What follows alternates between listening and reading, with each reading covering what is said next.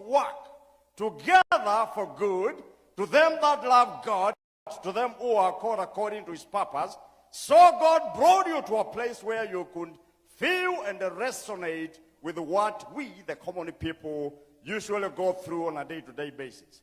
These are the words of King Solomon, Ecclesiastes 10:5-7. There is an evil I have seen under the sun, an error that proceeds from the ruler. Folly is appointed to great, but they sit in lowly positions. I have seen slaves on horsebacks, while princesses go on foot like slaves. Now listen, the work of righteousness will be peace. The service of righteousness will be quiet confidence forever. Then my people, says the Lord, will dwell in a peaceable place and safe and secure places of rest. Let me conclude. A few words from one author of one book called As a Man Thinketh. Men do not attract what they want, Honorable Rigathi Gachagua, but what they are. Number 2, self-control is strength. Right thoughts are a mastery, and calmness is power. We know a scripture sandwiched in the book of Proverbs, chapters number 23 and verses 7, which says, as a man thinketh, and so he is. And I would add this, that as he continues to think, and so he will remain, his character being the complete sum of all these things. Now listen here, I'm finishing. A man only begins to be a man when he ceases to whine and revile and commences to search for the hidden justice which regulates his life, and he adapts his mind to that regulating factor. He causes to accuse others, he ceases to accuse others as the cause of his condition, and builds himself up in his strong and noble thoughts. And to all the Kenyans I would say, greatness is not dominance, it is healing, walking away from the things that used to destroy us, and we choose not to destroy others with all those. Honorable Gachagua, as you sit down eventually to choose or even to consider who takes the mantle, because you promised us in television and in various meetings that there will be a meeting eventually. Please remember this, that Kenya needs a leader with a heart for everyone, tolerant of all opinions, but firmly rooted in our Constitution and committed to truth and justice. Kenya needs a leader who is restrained, without a heart of revenge, and who can respect its people and their lives. You want to think through the lineup which you've got as you make that decision. That way you will make an evidence-based decision that you don't give us a person who is drunk with the power and who can lead by violating the rights of the Kenyan citizens by committing non-constitutional atrocities to the Kenyan citizen. We will need a leader who will draw a clear line between the campaign period and the time to govern. Because we all know, we are Kenyans, that we have been on campaign mode since the days of the late Mzee Moi, past the famous review and the repeal of Section 2A in 1991 up to today. There is no governance, politics, all through. And as I finish, Honorable Gachagua, we have only 2 tribes in Kenya. All the other things are shenanigans. There is one tribe called the rich and another tribe called the poor. We need a president who will lift the poor from their state, safeguarding them not to start stealing and get rich so quick. And we will also need a president for the rich to ensure that they gain their riches through fair means and apply the law to regain back any riches that were obtained through unfair means. That will be the cry of us, the diasporans, so that when we are coming home, we can meet and find a country, not a den of chaos. And our hope and belief is that our God is going to help you so much. Thank you so much. We appreciate you. And welcome to Kansas.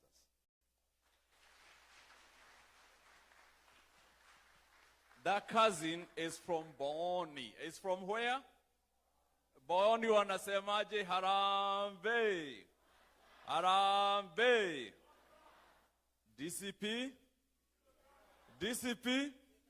Nikifutwa leo hata nyinyi mnafutwa. I have Pastor Omani. You know, I value men of God because you stay close to them, blessing starts coming. Pastor Omani, you got 2 minutes. Naye huyu ametoka kule Ingo. Ametoka wapi?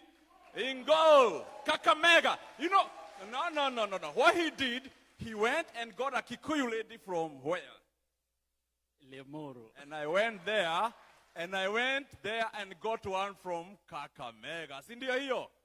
Wakiimba tunafanya nini? Thank you. Go ahead. Bwana asifiwe. Praise the Lord. Habari ya watu wa Jamhuri. Yeah, my name is Fritz Omani. A pastor. I serve with the Church of the Nazarene. But let me start by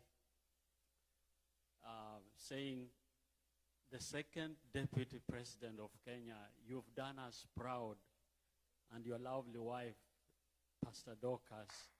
You've done us proud to visit Kansas City. We feel honored and privileged. Kama wa Kenya tunashukuru. But I'm specifically here for 1 minute or so because I'm the chaplain of Nyumba ya Mumbi. And you know, when you are a chaplain, you don't only serve Christians. You serve even people with other faiths. Isn't that true? So we are really honored as Nyumba ya Mumbi for you to take out of your busy schedule to find time and come visit us here in Kansas City. We just say, may the Lord bless you. The second Deputy President of Kenya. That's how I like referring to him. Isn't that right? He is. So thank you. And as a man of God, I have 1 or 2 things to say and then I sit down. I'm an old man, I'm a pastor, I have a lot of words to say, but I'm now old enough. I speak little. I tell my kids I was born at night, but I was not born last night. So, as a man of God, the Deputy President, I want to say there are 2 things that we can never do away with as leaders or as human beings. And that is leadership and religion. Upende, usipende, hiyo vitu itakuwa mpaka ukufe. Nini na nini? Leadership and religion. What we are looking for is leadership. And John Maxwell says it so well. Everything rises and falls on leadership. I'm praying as I go to sit down, the second Deputy President of Kenya, my prayer is that in all you do, may not only the will of God be done, but the perfect will of God be done and be established. God bless you. That's what we are talking about. A man from Ikolomani, na the chaplain wa Nyumba ya Mumbi. Is that right? Why cannot the man from Wamunyoro be voted by the people from Ikolomani? Makofi. That's what we are talking about. Yeah, here we don't know anything. We know character. Is that right? Mama Tendi. Wataita.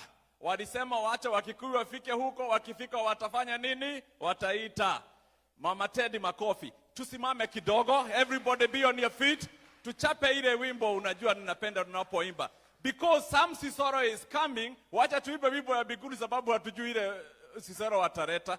At least, twende. Ona iwe iwe shangwe, na iwe iwe shangwe, na iwe iwe shangwe, na iwe iwe shangwe. Ona iwe iwe nderemo, na iwe iwe shangwe. Ona iwe iwe shangwe, na iwe iwe shangwe. Shangwe, hallelujah. Shangwe, hallelujah. Shangwe, hallelujah. Shangwe, hallelujah. Aya, tukaeni chini.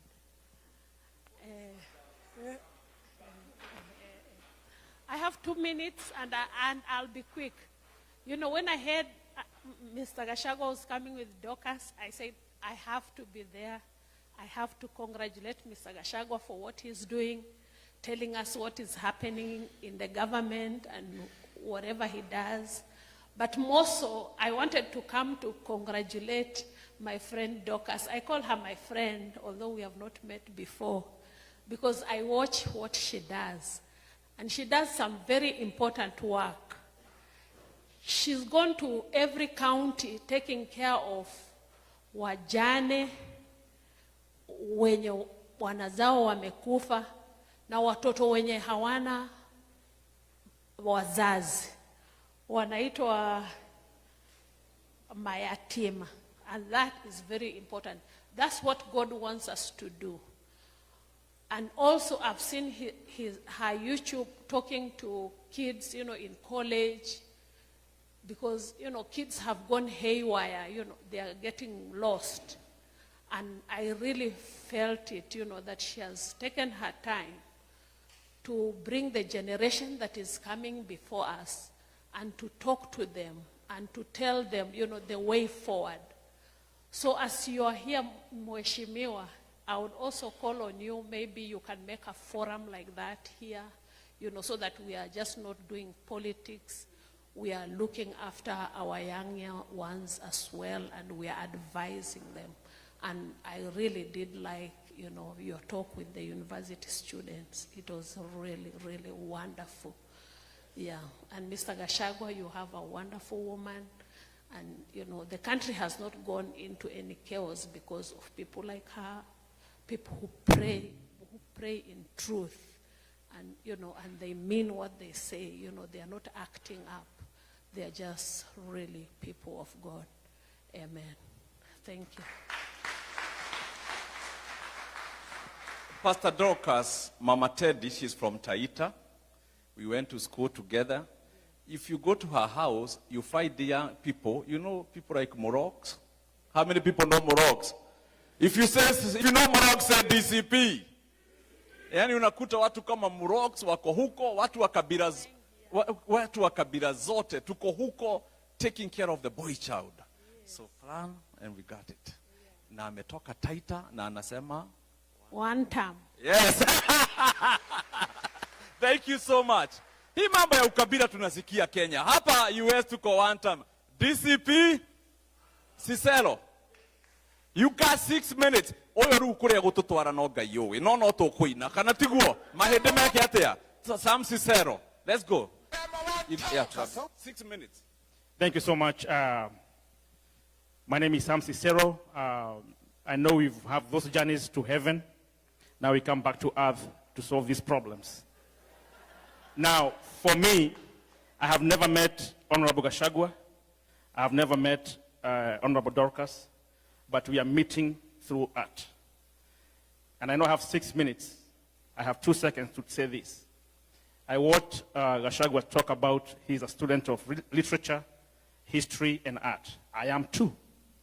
And when we take the shape of the next leadership, I also want to be there so that I'll be on the stage to say, here we are. So let's meet through this music of Sam Cicero. The best thing you can do after all this is to subscribe to Sam Cicero. Sam Cicero is SAMCICERO. Sam Cicero, I was given that name when I acted the first play in National Theatre with Wahome Mutahi, God bless his soul. It was called The Accidental Death of an Anarchist, written by Dario Fo from USSR. That was the play. Now, DJ Steve-O, let's go. Hold on, DJ Steve-O. Thank you so much, DJ Steve-O. Nienge inaru Gutiri undo ndigehetie ona mwanji kenjera duraga rumande rodo rwa thina ndaikaranie ndagurumuka ndakuona wikiroto-ini uhembeire mwendo kamumunya maithori maiteka thechwa ona gutuika gikuyu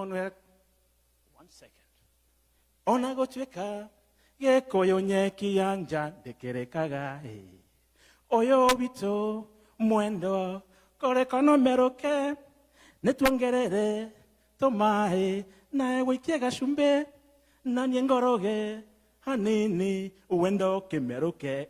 Those are 3 songs they have not been produced yet. DJ Steve, let's go.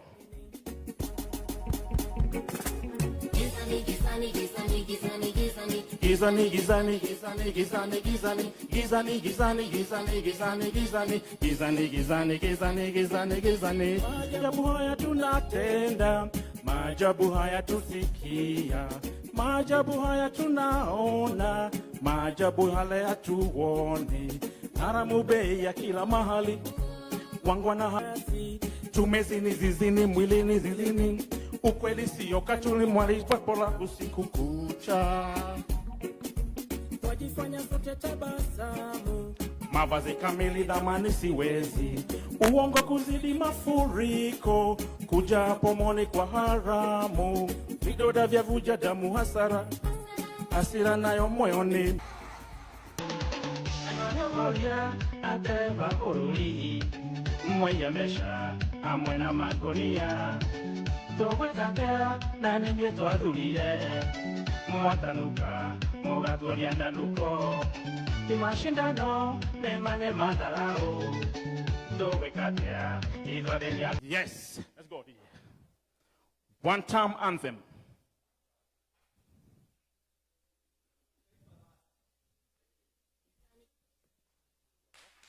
Sam Cicero, big head for Sam. Tumetumbuika.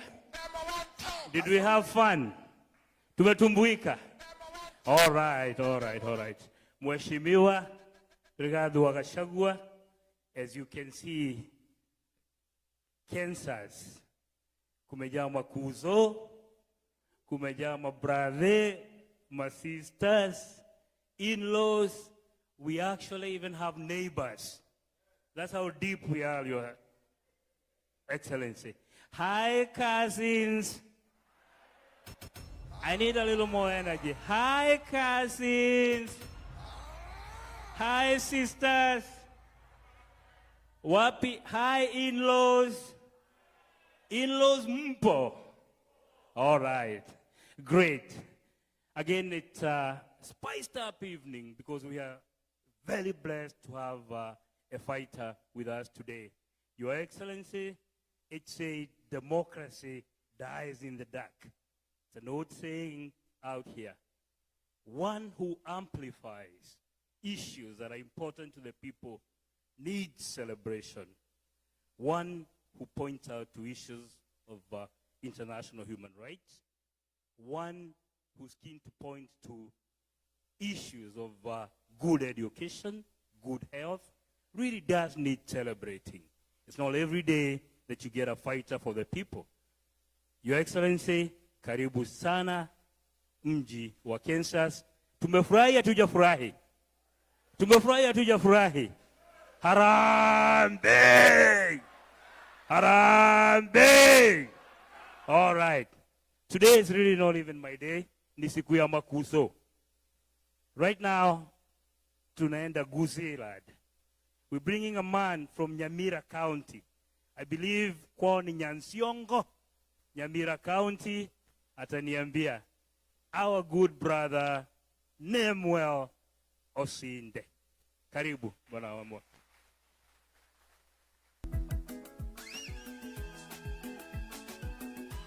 Hi, cousins. Hi, sisters. Yes, wasifiwe. Your Excellency, the second Deputy President of Kenya, Your Excellency, Pastor Dorcas, let me take this opportunity also to welcome you to the Midwestern states, Kansas City area. Karibu sana kwa kuchukua muda kutoka nyumbani kuja kututembelea hapa. Tulipokea salamu zako weekend from Dr. Fred Matiang'i. You said hi to us when he was addressing us over the weekend. We commend you for the good job you're doing, Your Excellency. You know, we used to have one person who was taking us to Canaan. And at one point, that journey went, and he told us that there were crocodiles in the river. Then he went back, and then he resurfaced again and said, now I want to go in and see if we can fight with the lion, see if we can remove the teeth. But right now, we understand maybe we would have taken a private jet to Canaan, the land of milk and honey. And you know, there is a lot of food, and people observe table manners. But you've taken that platform to inform the Kenyans where the current what the current situation is. And I was thinking of something. You know government very well, and you know who is running the government. And you're the man of truth. If you can doubt, if you find fish and a hen, cuckoo, and both of them are reporting about a sick crocodile, who would you believe? You believe the fish. So this is the fish sitting right here. This is the fish. Because you, Your Excellency, you can tell us about the sick crocodile because you've been in the water.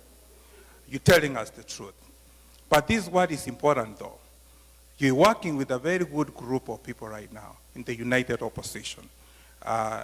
His Excellency Kalonzo Musyoka, George Natembea, Dr. Fred Matiang'i, Martha Karua. We have to look at history, you know, where we come from. If we look at 1992, before elections or a year before elections, people were very excited. We had Kennedy Matiba here, we had Amwai Kibaki, Masinde Muliro before he died, and all those people. Those people in opposition, those who fought for opposition were quite a number of people. But then something happened down the road. And that's when our nation becomes very important than one individual. Everyone thought they had a shot. You know, Matiba went on his own, Mheshimiwa Mwai Kibaki went on his own, and you know what happened. So the only appeal I'll make to Your Excellency, because it seems like you are the one who has a lot of energy, you're fearless in that team. Make sure that you don't disintegrate. The unit of purpose is very important.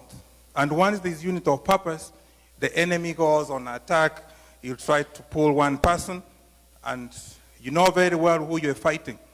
The guy in office, you told us before, you know, he's sitting on our money, so he'll try to buy this person and this person. Please, as you sit on that table every time, remind each other that you have to be leaders of integrity.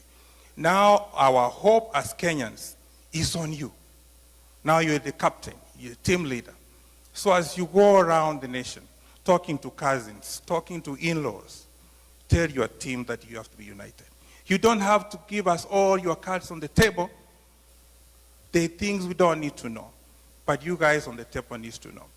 And also on the other side, we see at times people trying to cross over, try to join you guys. Some people may be coming over to work and see your strategy and a report, because the other side can put people on payroll. They can tell people to resign their positions and cross over.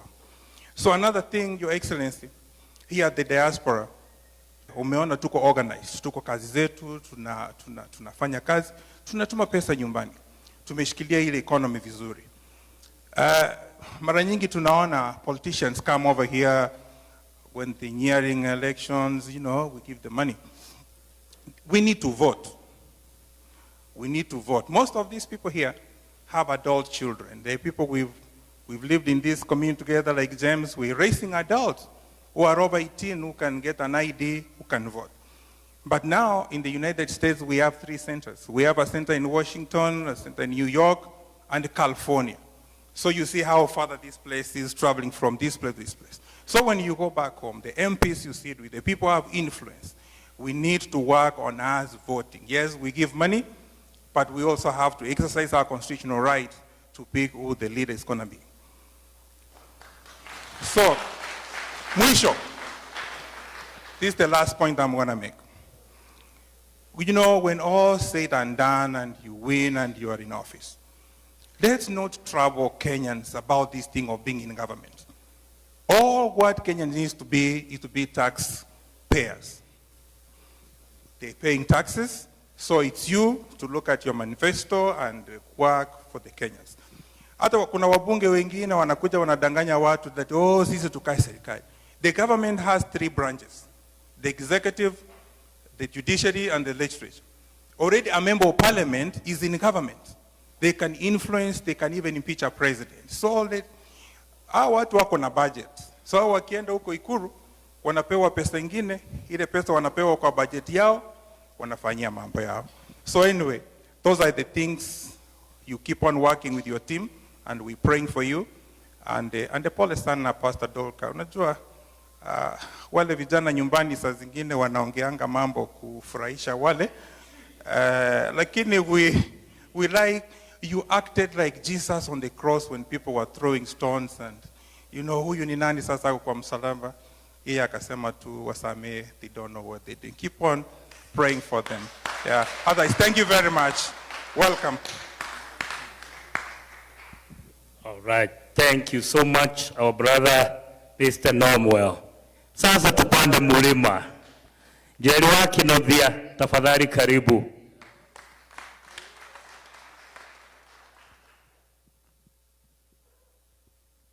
Your Excellency, Rigathi Gachagua, Pastor Dorcas, I'm honored to address you. Welcome again to Midwest. My name is Miriam Jerry Karengo, and I'm here representing Michigan and Indiana. Obviously, we are here as Midwesterners. I decided to write my speech because I don't want to leave anything out. So allow me to read this.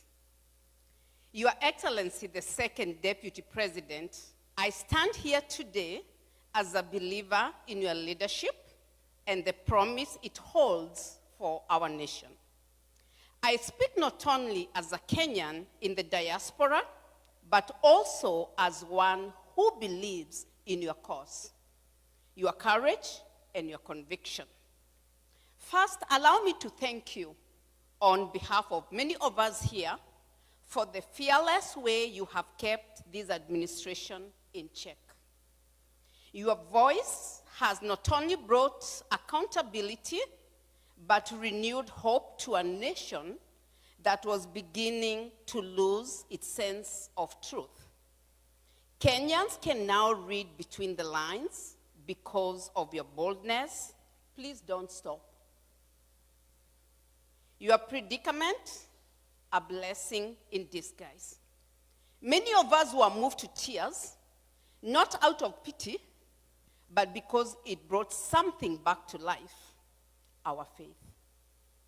Your tears baptized a new political consciousness in Kenya. You reminded us of John the Baptist, a lone voice in the wilderness, preparing the way for a better Kenya. But Your Excellency, we also know that Kenya cannot move forward using the same old wineskins.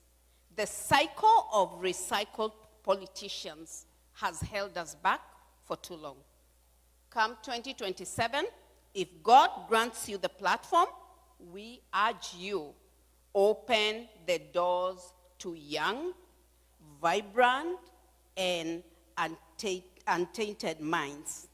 Let your legacy be sealed, not just in rhetoric, but in reform, by revolutionizing who gets to lead.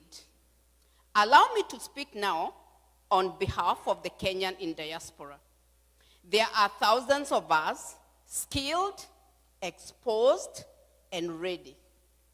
Personally, I've worked in the healthcare for nearly 3 decades in this country. We bring with us experience drawn from structured and successful systems. This is not theory, it's lived knowledge, practical, proven, and ready to transform sectors back home. We are not lost, we are loyal. We are still Kenya. We raise Kenyan families, we send remittances and build homes.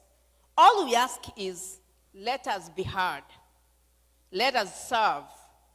Consider forming a diaspora advisory council. Start small, but intentionally. Even if it's just one ministry, we will walk with you. Not behind you, but beside you. Your Excellency, you have shown that leadership doesn't need theatrics, just truth and heart. And that heart has reached us, even across the oceans. Asanteni sana, God bless you, and God bless Kenya. Khalid drove 10 hours to sacrifice and come to Sikiza ground. Just in case you forgot, I want to keep my job. DCP. Come on. DCP. Harambe. Habil, we have somebody from Ingo. Tuwekea mwana wambiri kidogo. Get on your feet. Get on your feet. 1 second. Twende kama Waluya. This is personal not to me.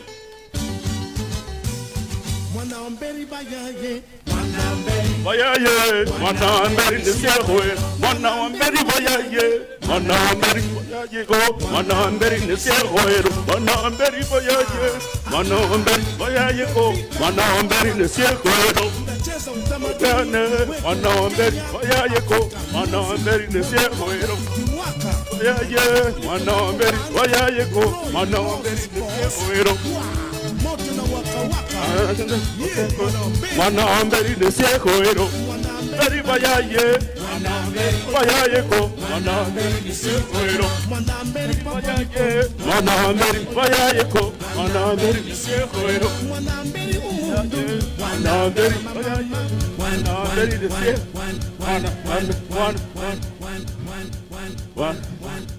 one. Thank you. Abiru, you got 3 minutes. Thank you. His Excellency Rigathi Gachagua and your wife, Pastor Dorothy, thank you very much for coming to Kansas.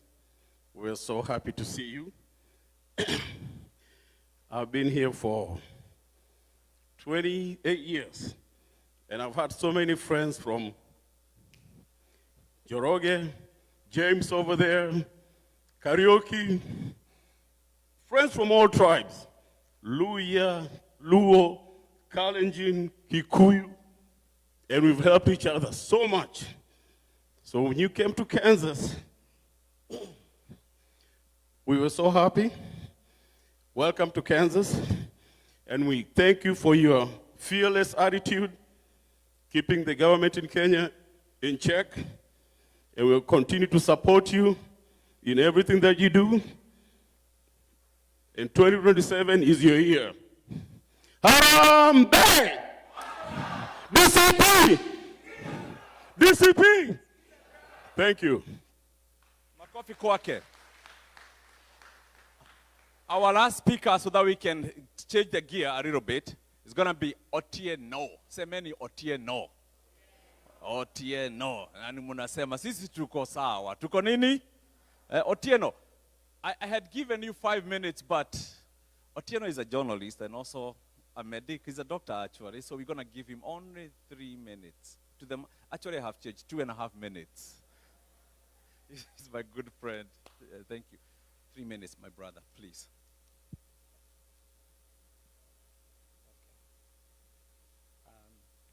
Your Excellency, Deputy President Rigathi Gachagua, Mama Dorcas, Mama Boys, welcome to Kansas City. And then the rest of the Kansas City crew, all protocols observed. Good evening. It's an act of great honor and privilege to be standing in front of you to speak. And first of all, I would like to welcome Honorable Rigathi Gachagua for coming in our midst under a very tight schedule. Welcome to Kansas City. And one thing I would like to say is I got to hear about Rigathi Gachagua, of course, during the 2022 elections. But one thing that stood out is that he has, over time, demonstrated that he is a once-in-a-lifetime personality. We will never have another person like Rigathi Gachagua. And here's why I say this. I say this because he joined Parliament around 2017. And within 5 to 6 years, he had already become DP. And one of what stands out from that is that he's a man of great focus, that once he puts his eyes on a focus, he goes for it. And I think that brought out some kind of jealousy within the higher echelons of Kenya's political establishment. And they ended up ganging against him and tried to stop him. And I'll explain this in terms of international geopolitics.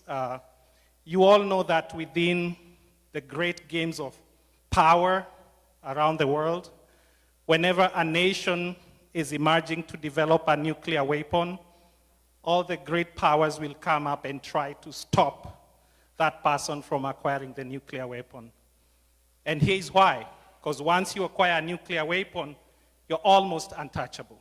So at the time when whoever he was standing against was beginning to be jealous, is when he was about to truly consolidate his base. And they knew that from that point on, there was no turning back. He was going to spread his tentacles across the nation. And he had to be stopped from coming to the high table. And that's why we watched in horror and sadness around November of 2024 when the whole system, the whole state machinery was unleashed on the person of Rigathi Gachagua. He was the duly elected deputy president of Kenya, democratically elected. But what happened on that day was an attempt to overturn the democratic will of the Kenyan people. You might have left office, but you remain the people's deputy president to date.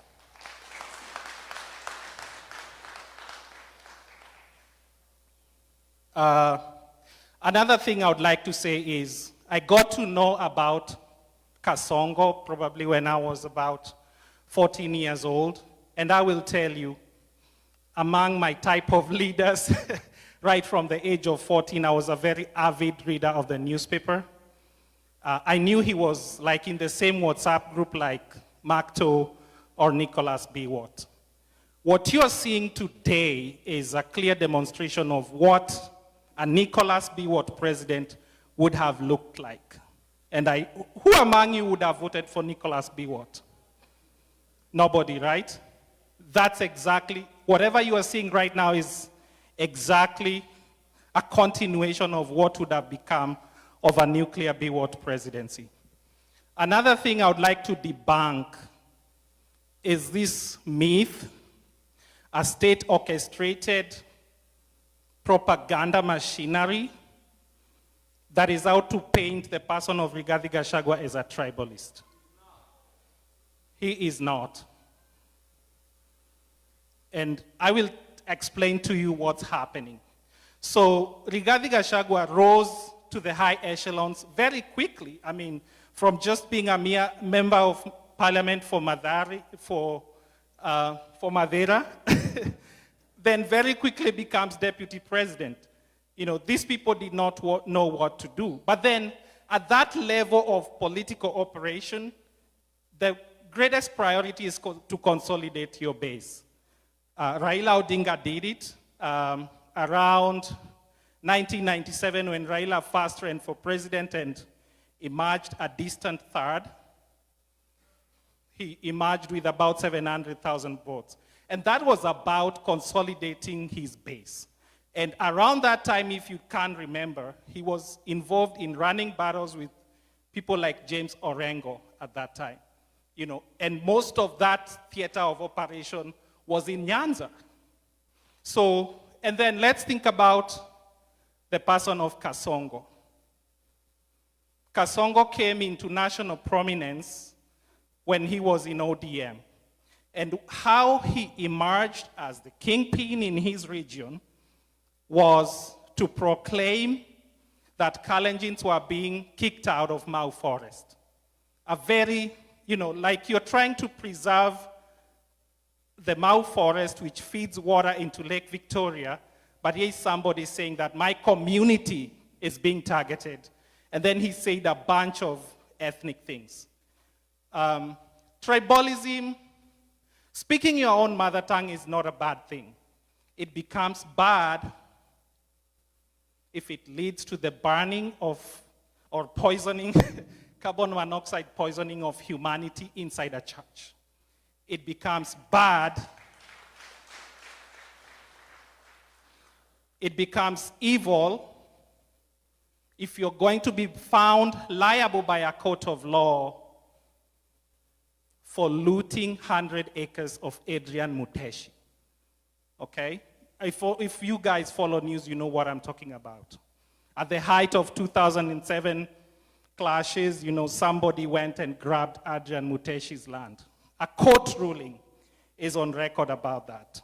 So that is what tribalism is. But they won't tell you. They will go ahead and unleash the entire state machinery, sponsor some chokora bloggers to go around calling people tribalists.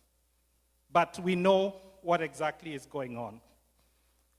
Now, regardless of what you think of Rigathi Gachagua, he is currently the voice of the voiceless. And regardless of what you think about him, you might disagree with him. But one thing I would like to tell you about democracy is the center of power has to be checked. He is the counterweight that we have. The rest of the opposition, yes, we have people, but he is the core. So you have to listen to what he says and try to support him in that journey of liberating the Kenyan people. Again, you might disagree with him. You might disagree with him, but give him the grace, okay? Because he's at this time the custodian and the guardian of our democracy. Eventually, I know whatever happened in November 2024 might affect whether he runs or not, and that is up to the courts to decide. But I would urge you, Mr. Deputy President, whoever you eventually support should also agree and believe about your right to being innocent until proven guilty. There might be people, whoever you eventually support should be a person who believes that you're innocent until proven guilty and is also equally willing to fight for you with a clean heart, with a determination to get you come out of those tentacles. So it should be a person who truly also has that reciprocity. It should be a person who in their privacy also prays that you hopefully be on the ballot. Thank you, ladies and gentlemen. All right, Mr. Otieno, thank you to all our esteemed speakers. Your Excellency, we have a lot more. Tuko na Rift Valley, wame-line up. Tuko na nini, but hatuna time. All we need you to know is that they all love you. They would like to be here to say something nice, but they also understand that time ni kama maji. It keeps flowing. With that, machache, I'm going to invite Mr. Mudhara, the organizing committee chairman, to invite His Excellency. Thank you. Thank you, everybody. Mr. Henry, thank you very much. Let me take this chance to tell our Vice President, thank you so much for coming to Kansas City. We've been waiting for you, and these people of Kansas City, they are the one who sent me. They told me, if you're going to the other states, we're going to have to make sure that you come to Kansas City. That's why I worked tirelessly to make sure that you made it to Kansas City. Thank you so much for giving that a chance to Kansas City members.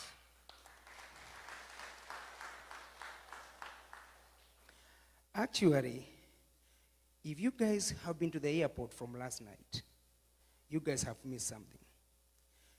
This place is called, we are known for Kansas City Chiefs. But from last night, if you guys have been to the airport, is there anything, have you guys seen?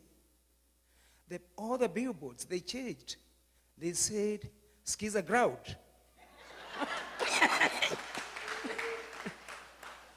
Because Mheshimiwa is in the ground. That's why he's here to skis a ground. Mheshimiwa, karibu, this is a ground. It's all yours.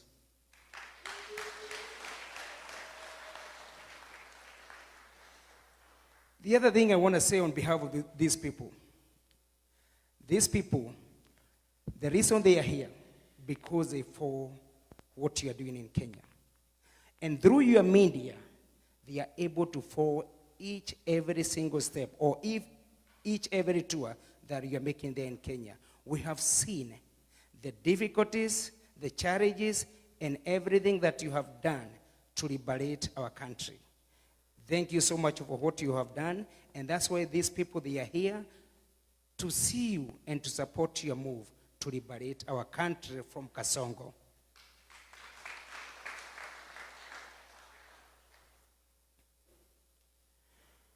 From there, I want to go ahead and invite my committee who made it this day possible to be what we have today. Can I have all my committee members, please?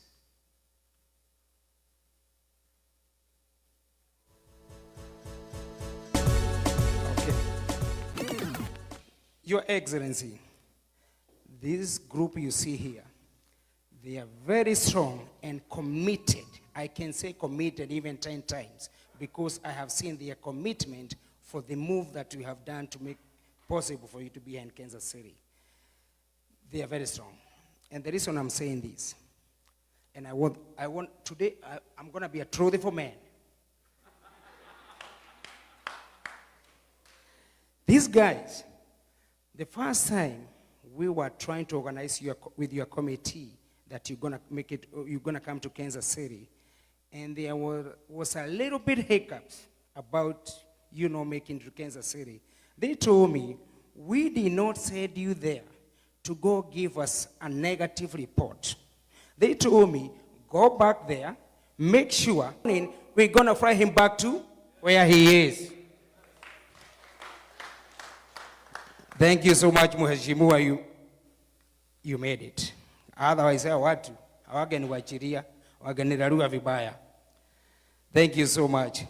You guys can go ahead and have a seat, but I want to go ahead and have, you go ahead and remain, Jerry, you go ahead and remain, and George. Mheshimiwa, I'm so proud today because I have a few announcements here to make.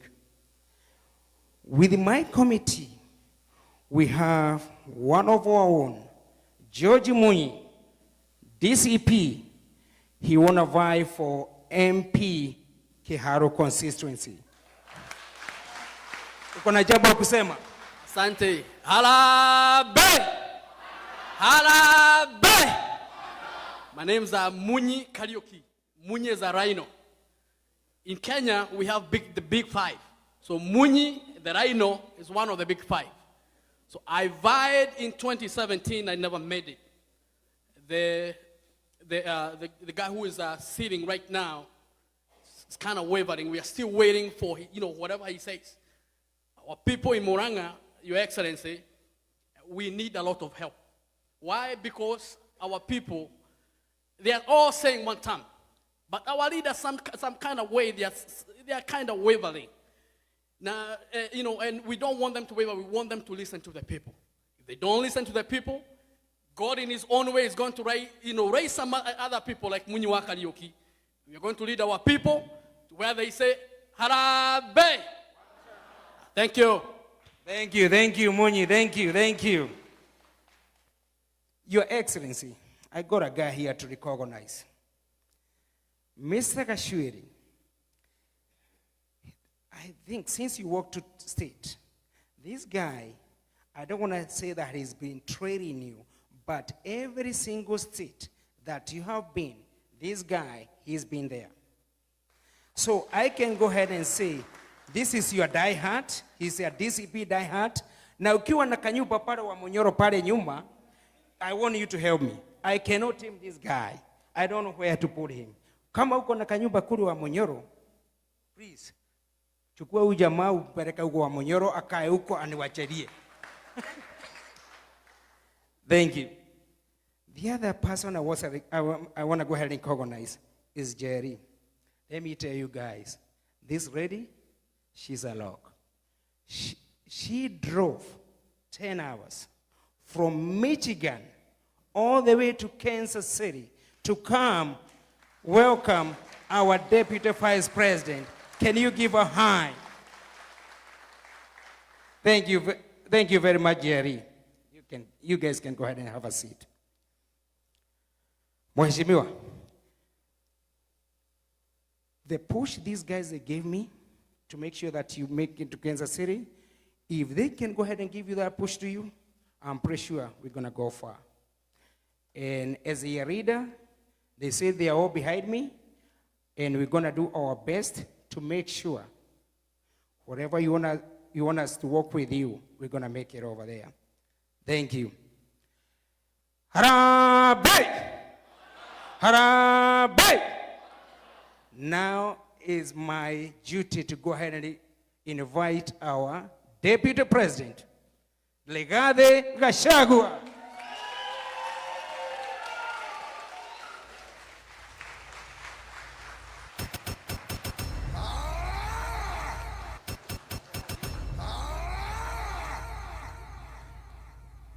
Thank you very much. Please be seated.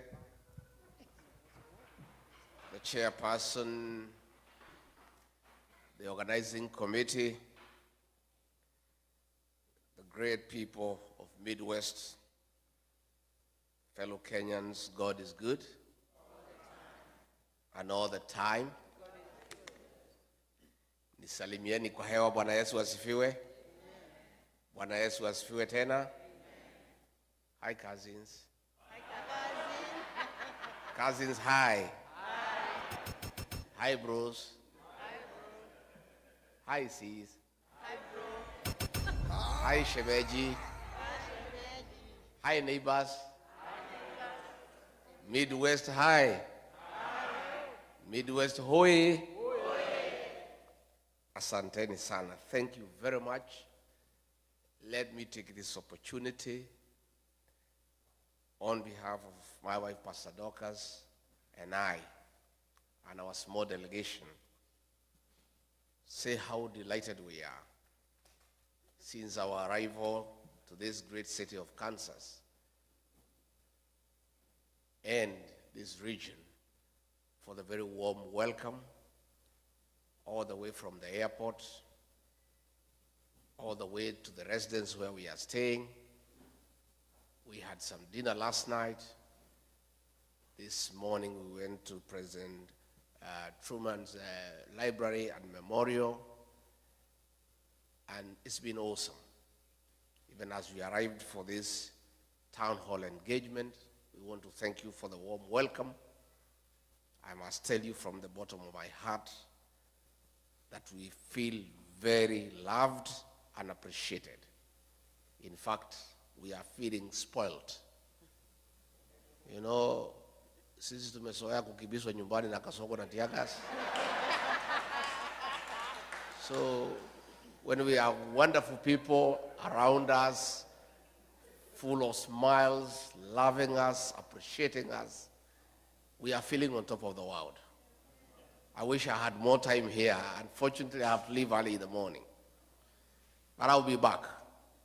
I'll be back. Yeah? I've really loved this city and the people. You are wonderful people. You are very welcoming. I deserve to spend more time with you because it's a rare opportunity. Secondly, let me thank you, our great people from Kenya, for being united, for staying together and loving one another. That is the Kenyan spirit, and that is my wish. And I'm very happy since I came to the US more than a month now. Wherever I have gone, I've found Kenyan people. They love one another and they stay together. I am very encouraged, and that is the message I'm sending back home, telling our people what I have found in the United States, that our people are one, our people love one another. And I want to encourage you to continue loving one another, staying together, be your brother's keeper. Let us hold each other's hand, and let us live in peace, harmony, and love, because that is the right thing to do. Why is Rick G in America? Rick G has come to the United States to listen to the ground, because I believe no leader can succeed unless you align with your people. And the only way to align with your people is to listen to them. That is where Kasongo has lost it. He forgot he was elected by people. He doesn't listen to them anymore. And even when there is issues, he doesn't care. He doesn't give a damn. I belong to the school of thought that continuous engagement is a hallmark of good leadership. So I came to the States to listen to the ground.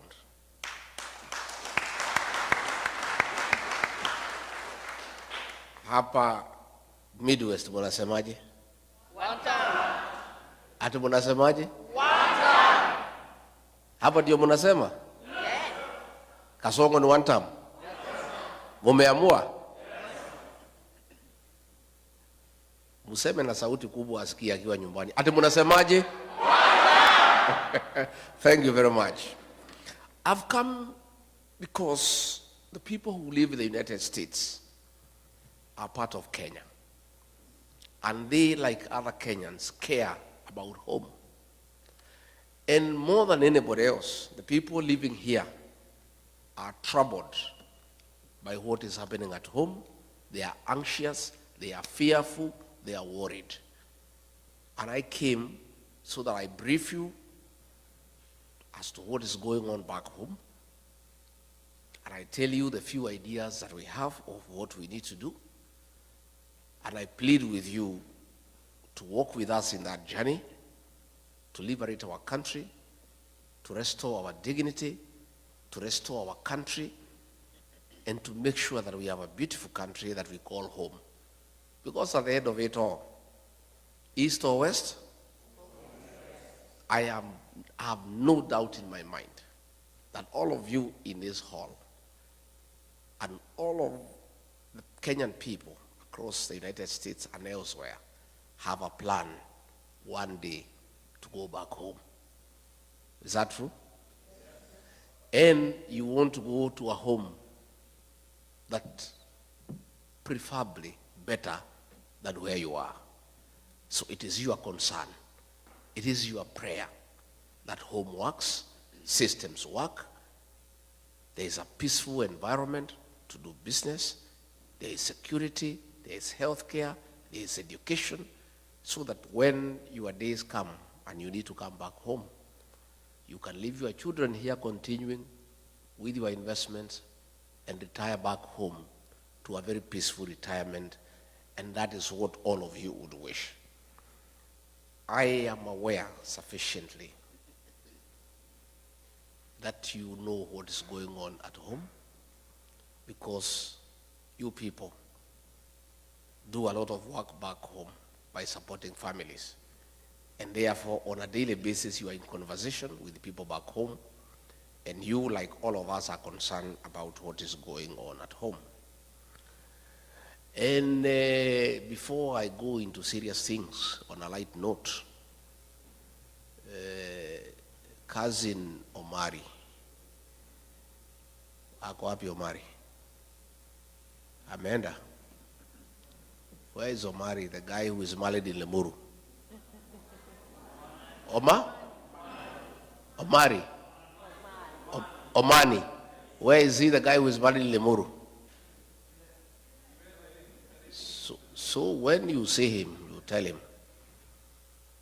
traditionally, and I think that's why he has left. I think somebody from Mulima must have sold me. Because I wanted to tell him, traditionally, all the girls are my daughters. And payment of dowry is a life thing. So anytime, anytime you meet your father-in-law, you must. So I had hoped to kutana naye nyuma ya hema, anipatie kitu in dollars, because of having my daughter from Lemuru. Let me say this with a light touch. Let me say this. Back home, it's tough. There are tears. There is anguish. There is fear. There is uncertainty. Our children between the ages of 15 to 24 are being abducted and killed by the state. More than 200 kids since 2024 have been abducted, tortured, and killed, and others have disappeared. Parents worry. When you don't know where your child is, you cannot sleep. If you call your child and the phone is off, you are worried. And the situation has been worsened. That Kasongo and his boys have now gone berserk, and they no longer fear, and they no longer pretend. The CS in charge of Interior, Kipchumba Murkomen, in broad daylight, gave an order to police to shoot, to kill. A week later, Kasongo himself, shamelessly,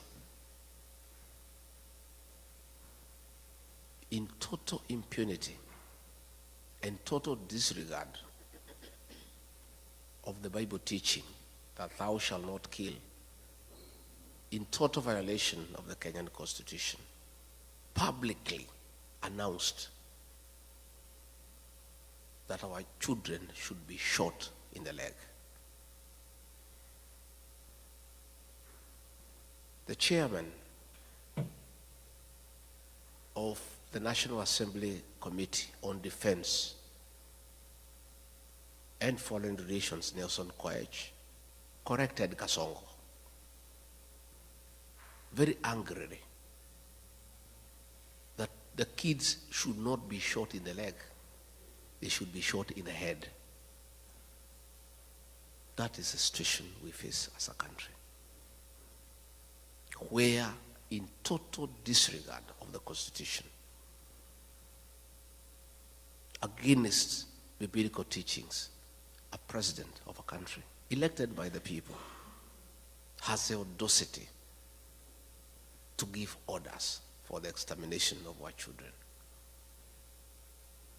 That is why Kenyans are saying, Bwana Kasongo, even if you pipe milk to our homes, even if you build roads made of gold, even if you paid us every day 100,000 shillings, Your hands carry the blood of our children. And there is no way we can vote for you. And that is why the one-term movement is now like a religion in Kenya. Everywhere you go, where 2 or 3 are, that is the discussion. In the Uber, in the salon, in the matatu, in the bar, the discussion in the country is that this man must go because his hands bear the blood of our children. I want to say that this situation out. And since he is not pretending anymore about the killing of the children, he has announced it himself. The people of Kenya have no choice but to make sure they send him home and remove him from office through an election. And that is what is going on. Besides that, the economy is on a nosedive. Pending bills, people who worked with the government for many years, he has refused to pay them. They are owed more than 900 billion Kenya shillings. If you look at the Nation newspaper every morning, there are about 10 to 12 pages of auctions of properties being sold belonging to businessmen who did work for government and they have not been paid for the last 3 years. The only consolation is that nobody is buying the property because nobody has the money to buy it. So they keep on re-advertising every week because there is nobody who has money to buy the properties.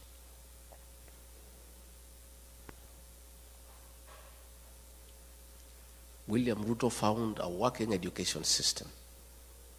President Mwai Kibaki, the third president of the Republic of Kenya, the greatest leader of our time, brought free primary education, and President Uhuru Kenyatta improved it by extending to secondary schools and also bringing 100% transition from primary to secondary school.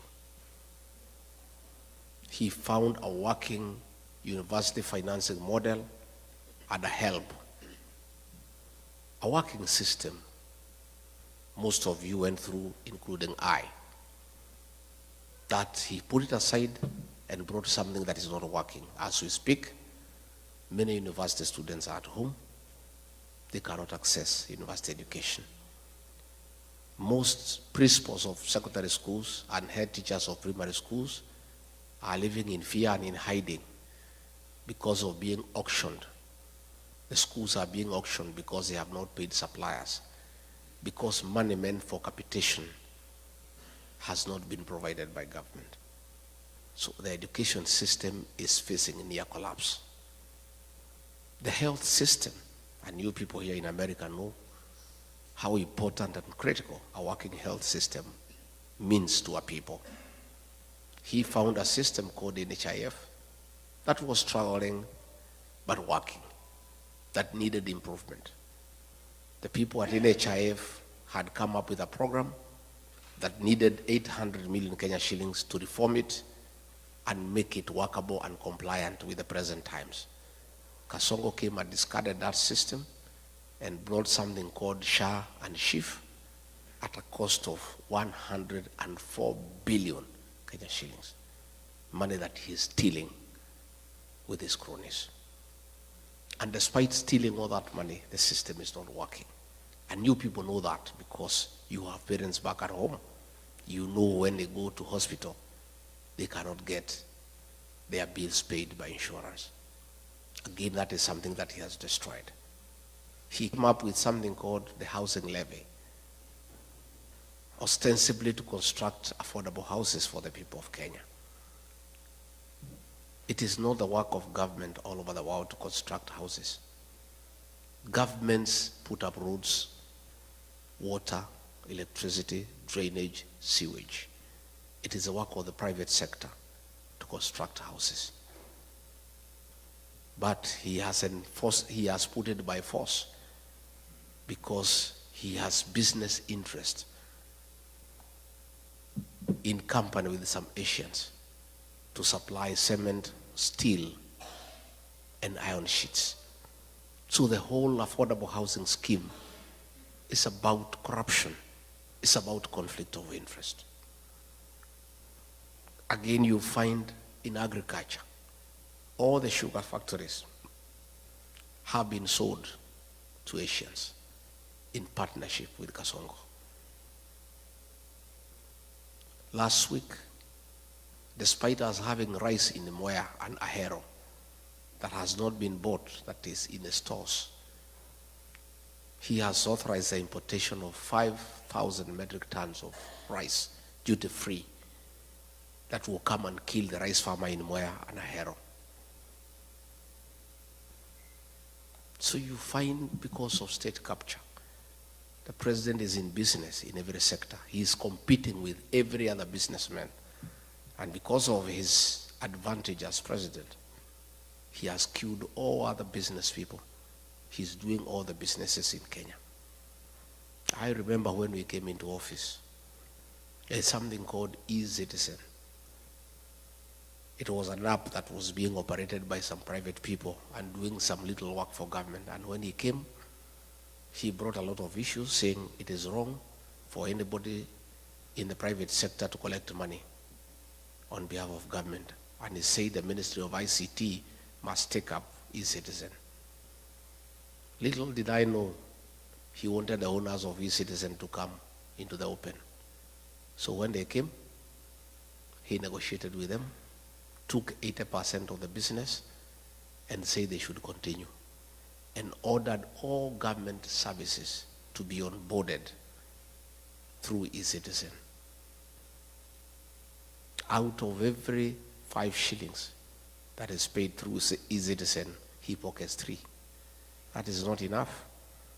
The Auditor General has reported more than 10 billion shillings collected through eCitizen cannot be traced. So what is happening in Kenya is that we don't have a government. What we have is a criminal enterprise, theft of public funds, where the president has taken over all the businesses in the country. He's a chief procurement officer, he's a chief accountant, he is a supplier, he is everything. And nobody can ask a question. And that now brings me to explain to you why we fell out. I believed this man because he came with a Bible, and I'm a Christian. I'm the husband of a pastor. So when you come with a Bible and say you are saved, I believed this man. And all the things he told me and told the people of Kenya, we believed. I did not even have an MOU with him. We never wrote any agreement. I believed everything he told me. But when we arrived in government, it's a one-man show. He makes all the decisions. And all these decisions are selfish. It's about him. He's a businessman. He doesn't care for the country. And I started telling him this is wrong. Within a very short time, he captured Parliament. Parliament cannot ask a question. He captured the Senate. They cannot ask a question. He compromised all institutions of oversight. Nobody can ask a question. The only person who remained who could ask a question was Tinga, Raila Odinga. And he told me, we'll look for this man. He loves money. We'll give him some money. He'll also keep quiet. And sure, as December 25 is Christmas, the way, I'm telling you, just as sure as December 25 is Christmas, the way Osinde has explained, the man is eating and hence observing table manners. He cannot speak, his mouth is full. So the two are one and the same. And you know, sometimes we were debating.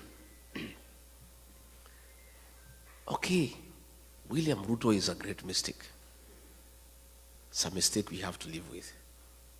We made a mistake. I made a mistake. And I have apologized to the people of Kenya. But what was the alternative?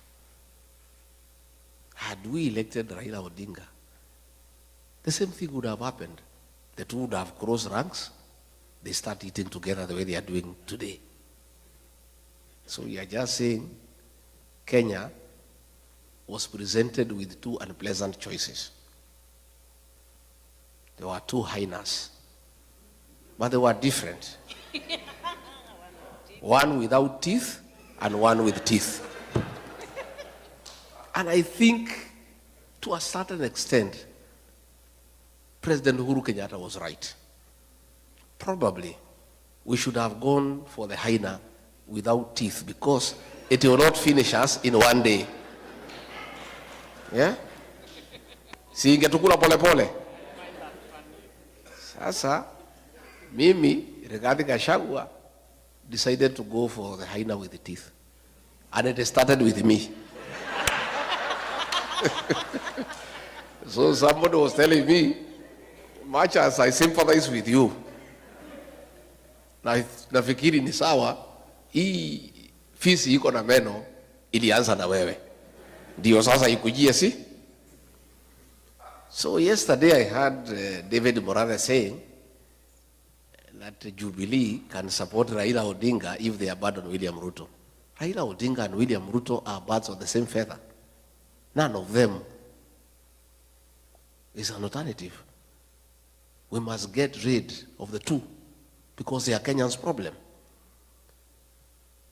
So when he bought Raila Odinga and he kept quiet, then he started stealing everything in the country. Started killing people. And I disagreed with him. And I was left as the only option now to fight for the people of Kenya from within government. Everybody else had been compromised. I was left alone. And I started fighting from within. So when he decided to kill our children, the Gen Z, I said no. And when he insisted and killed them on June 25th, 2024, I went to Mombasa and called a press conference as deputy president and told him off. And that was our parting shot. We never talked again from that day. We would only communicate in messages because I called him out publicly for killing our children. If Rigathi Gachagua was a selfish man, I would have agreed with William Ruto, like Raila. We sit and eat, then we finish the country. Today I'll be a very wealthy man. I would have joined him in all the deals. E-Citizen, we do. Fuliza, we do. Medical equipment, we do. Because he was willing to let me eat so that I keep quiet. He was quite happy. In fact, he told me, we wacha mambo mingi bana. We kuja tukule bana. Hii Kenya ni yako. Hii Kenya ilikuliwa na Kenyatta bado isha, ikakuliwa na Moi bado isha, ikakuliwa na Uhuru. We shida yako ni gani? You know? Had I been just another Kenyan, like the Kenyans I see, if I was like Raila Odinga, a selfish person, I would have agreed with William Ruto. I stay as deputy president. I enjoy the privileges, there are many, and we eat. We finish the country. We let the children die, and I just sit there. But my conscience wouldn't allow. I am not a wealthy man, but I'm not a poor person. And I don't need money myself. My children are big, they are working. My wife is here, is a pastor. Nywele yake hata haihitaji 3,000. So, what reason would I had to join William Ruto in a gravity train to finish our country, to steal everything? I said no, and I paid for it, and I'm happy that I became the sacrificial lamb for the people of Kenya.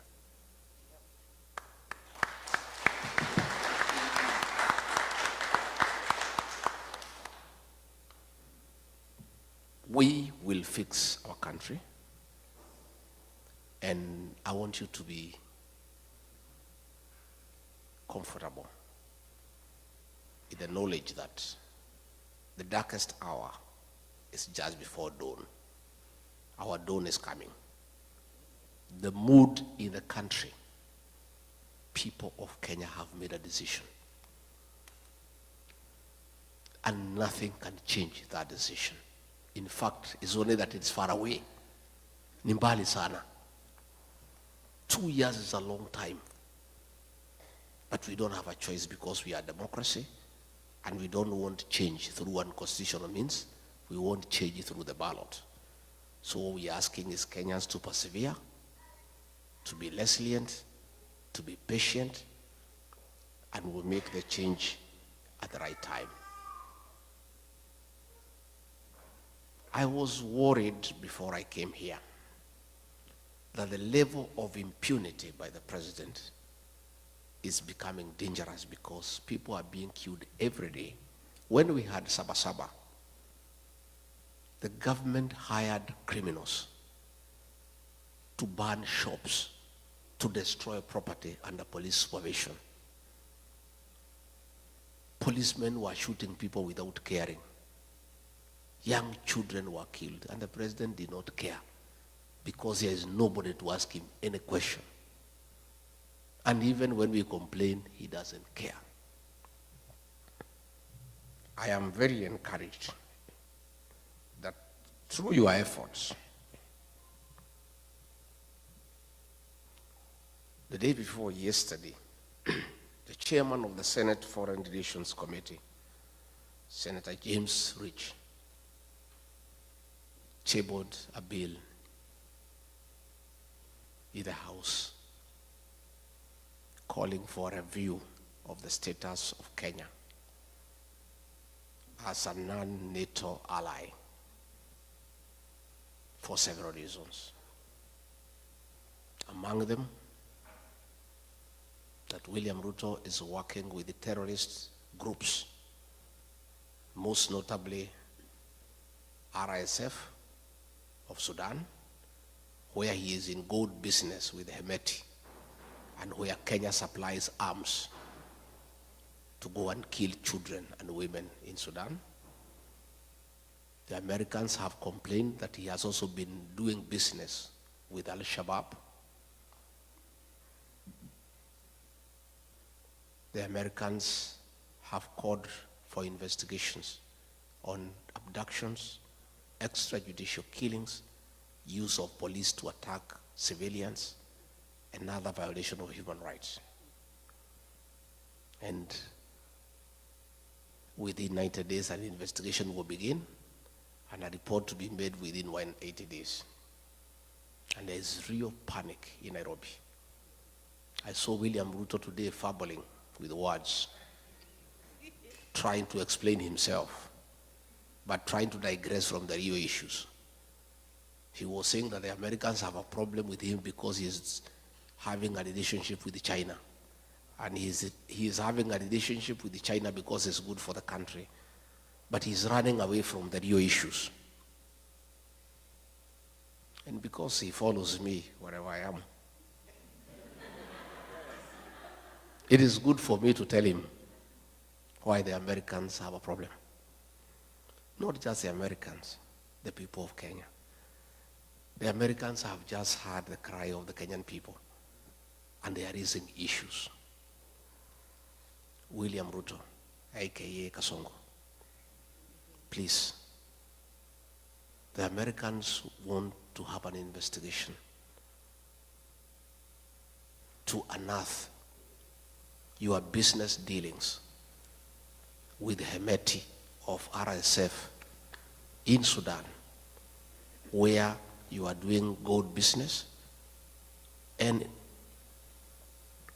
in reciprocity, supplying arms to the terrorist group to kill women and children in Sudan. You cannot run away with it because we have the evidence. I was your deputy when those meetings took place. I have all the details. And we are giving those details to the Americans. And we are right here in America.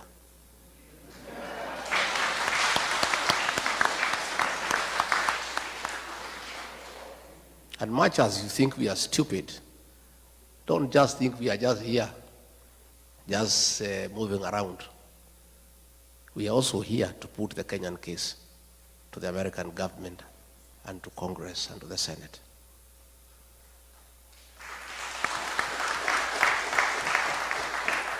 William Ruto, you need to know, the Americans want to know why you are working with Al-Shabaab. Why, when you are in Mandera, you met 3 leaders of the Al-Shabaab militia at night to discuss business with them. They want to know why. They also want to know why you have removed the requirement for vetting of non-Kenyans before they are given IDs. The Americans are concerned that suspected terrorists will be registered as Kenyans and they will find their way to America and the rest of the world and create terror in the world. Your decision to suspend vetting of foreigners before they are given registration in Kenya is a threat to world security. And not just the Americans are concerned, Kenyans are concerned too. And this you must answer. You cannot endanger the security of the world because of your business interest. It is true you are doing business with Al-Shabaab, but you cannot endanger world security. The Americans also want to know why, against the Kenya Constitution, you have become the worst violator of human rights in Kenya. Why are you abducting young children? Why are you killing young children? Why did you abduct American, Turkey nationals of American origin who were abducted and disappeared? These are things that are in the radar of the American security system. You can play around with people in Kenya, but you cannot play with the American government. They have you on the radar. And the evidence is everywhere. And you cannot run away from it. So please, don't hide behind China. The issues you need to confront are well known to you. That you have compromised world security in pursuit of business interest. And this time around, you will not escape. You may push people around in Kenya. You may harass everybody in Kenya. But I don't think you have the capacity to harass the American government. And they have you under the radar. You can run, but you cannot hide. Your day is coming. I want to say that the evidence is there. The shoot to kill orders by Kipchumba Murkomen, he cannot deny. Your own order of shooting people in the leg, you cannot deny. So even if you get the PS for Foreign Affairs to issue statements, the evidence is everywhere. And you must be held to account. In fact, the other day when I was here, I was with some senior American leaders last Sunday. And we were watching live a meeting taking place in Muranga, where policemen were beating leaders and they were protecting armed goons. And these American leaders could not believe that it is possible for policemen to attack civilians. They could not believe it. They could not believe that policemen can escort gangs to beat civilian population. William Ruto, that evidence is here in America. And there's no way you can run away from it.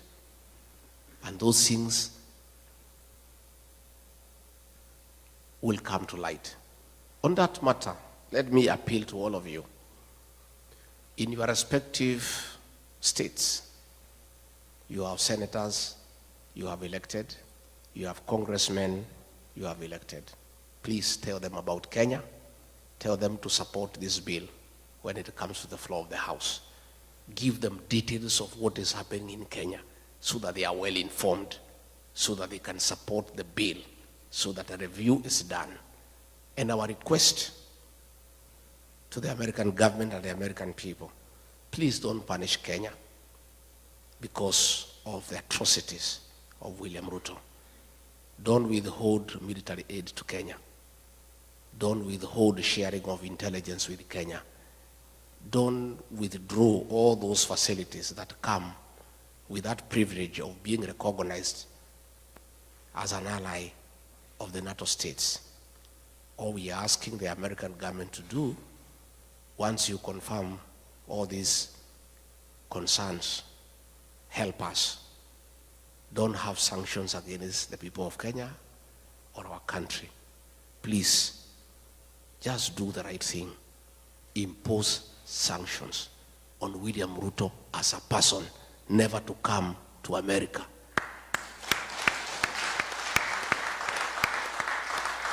And I think if he does that, that is our problem. Kenya should not suffer because of one person. Let's deal with the person. And I think if the government here can impose sanctions against him, that he cannot come to America and he cannot go to other states that work with America, our problems will be sorted instead of punishing the country because of the actions of one person. Diaspora people,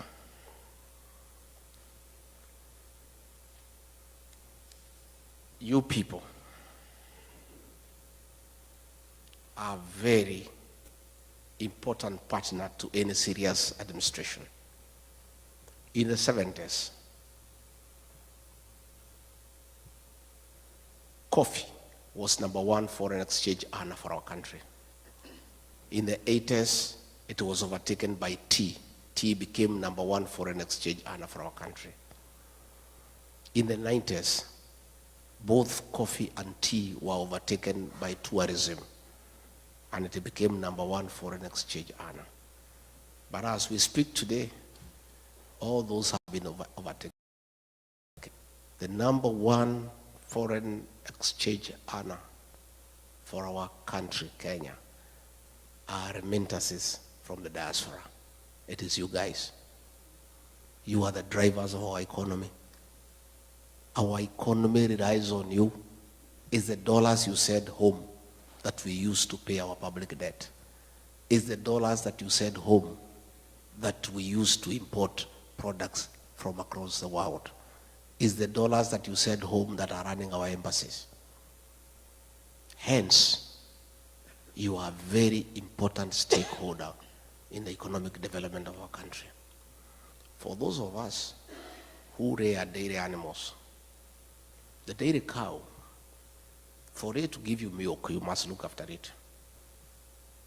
And if you don't, it will refuse to give you the milk. You must give it hay, you must give it dairy meal, you must give it lucerne. Nowadays, at home, we are supplying mattresses for cows to sleep on so that they don't feel cold at night.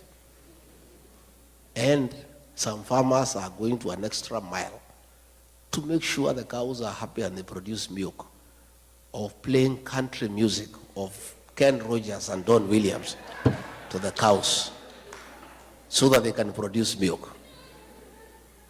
The diaspora brigade is our dairy cow for the Kenyan economy. We must look after you guys. And there is no way you guys are going to send your own money home for Kasongo to steal it. You will not agree.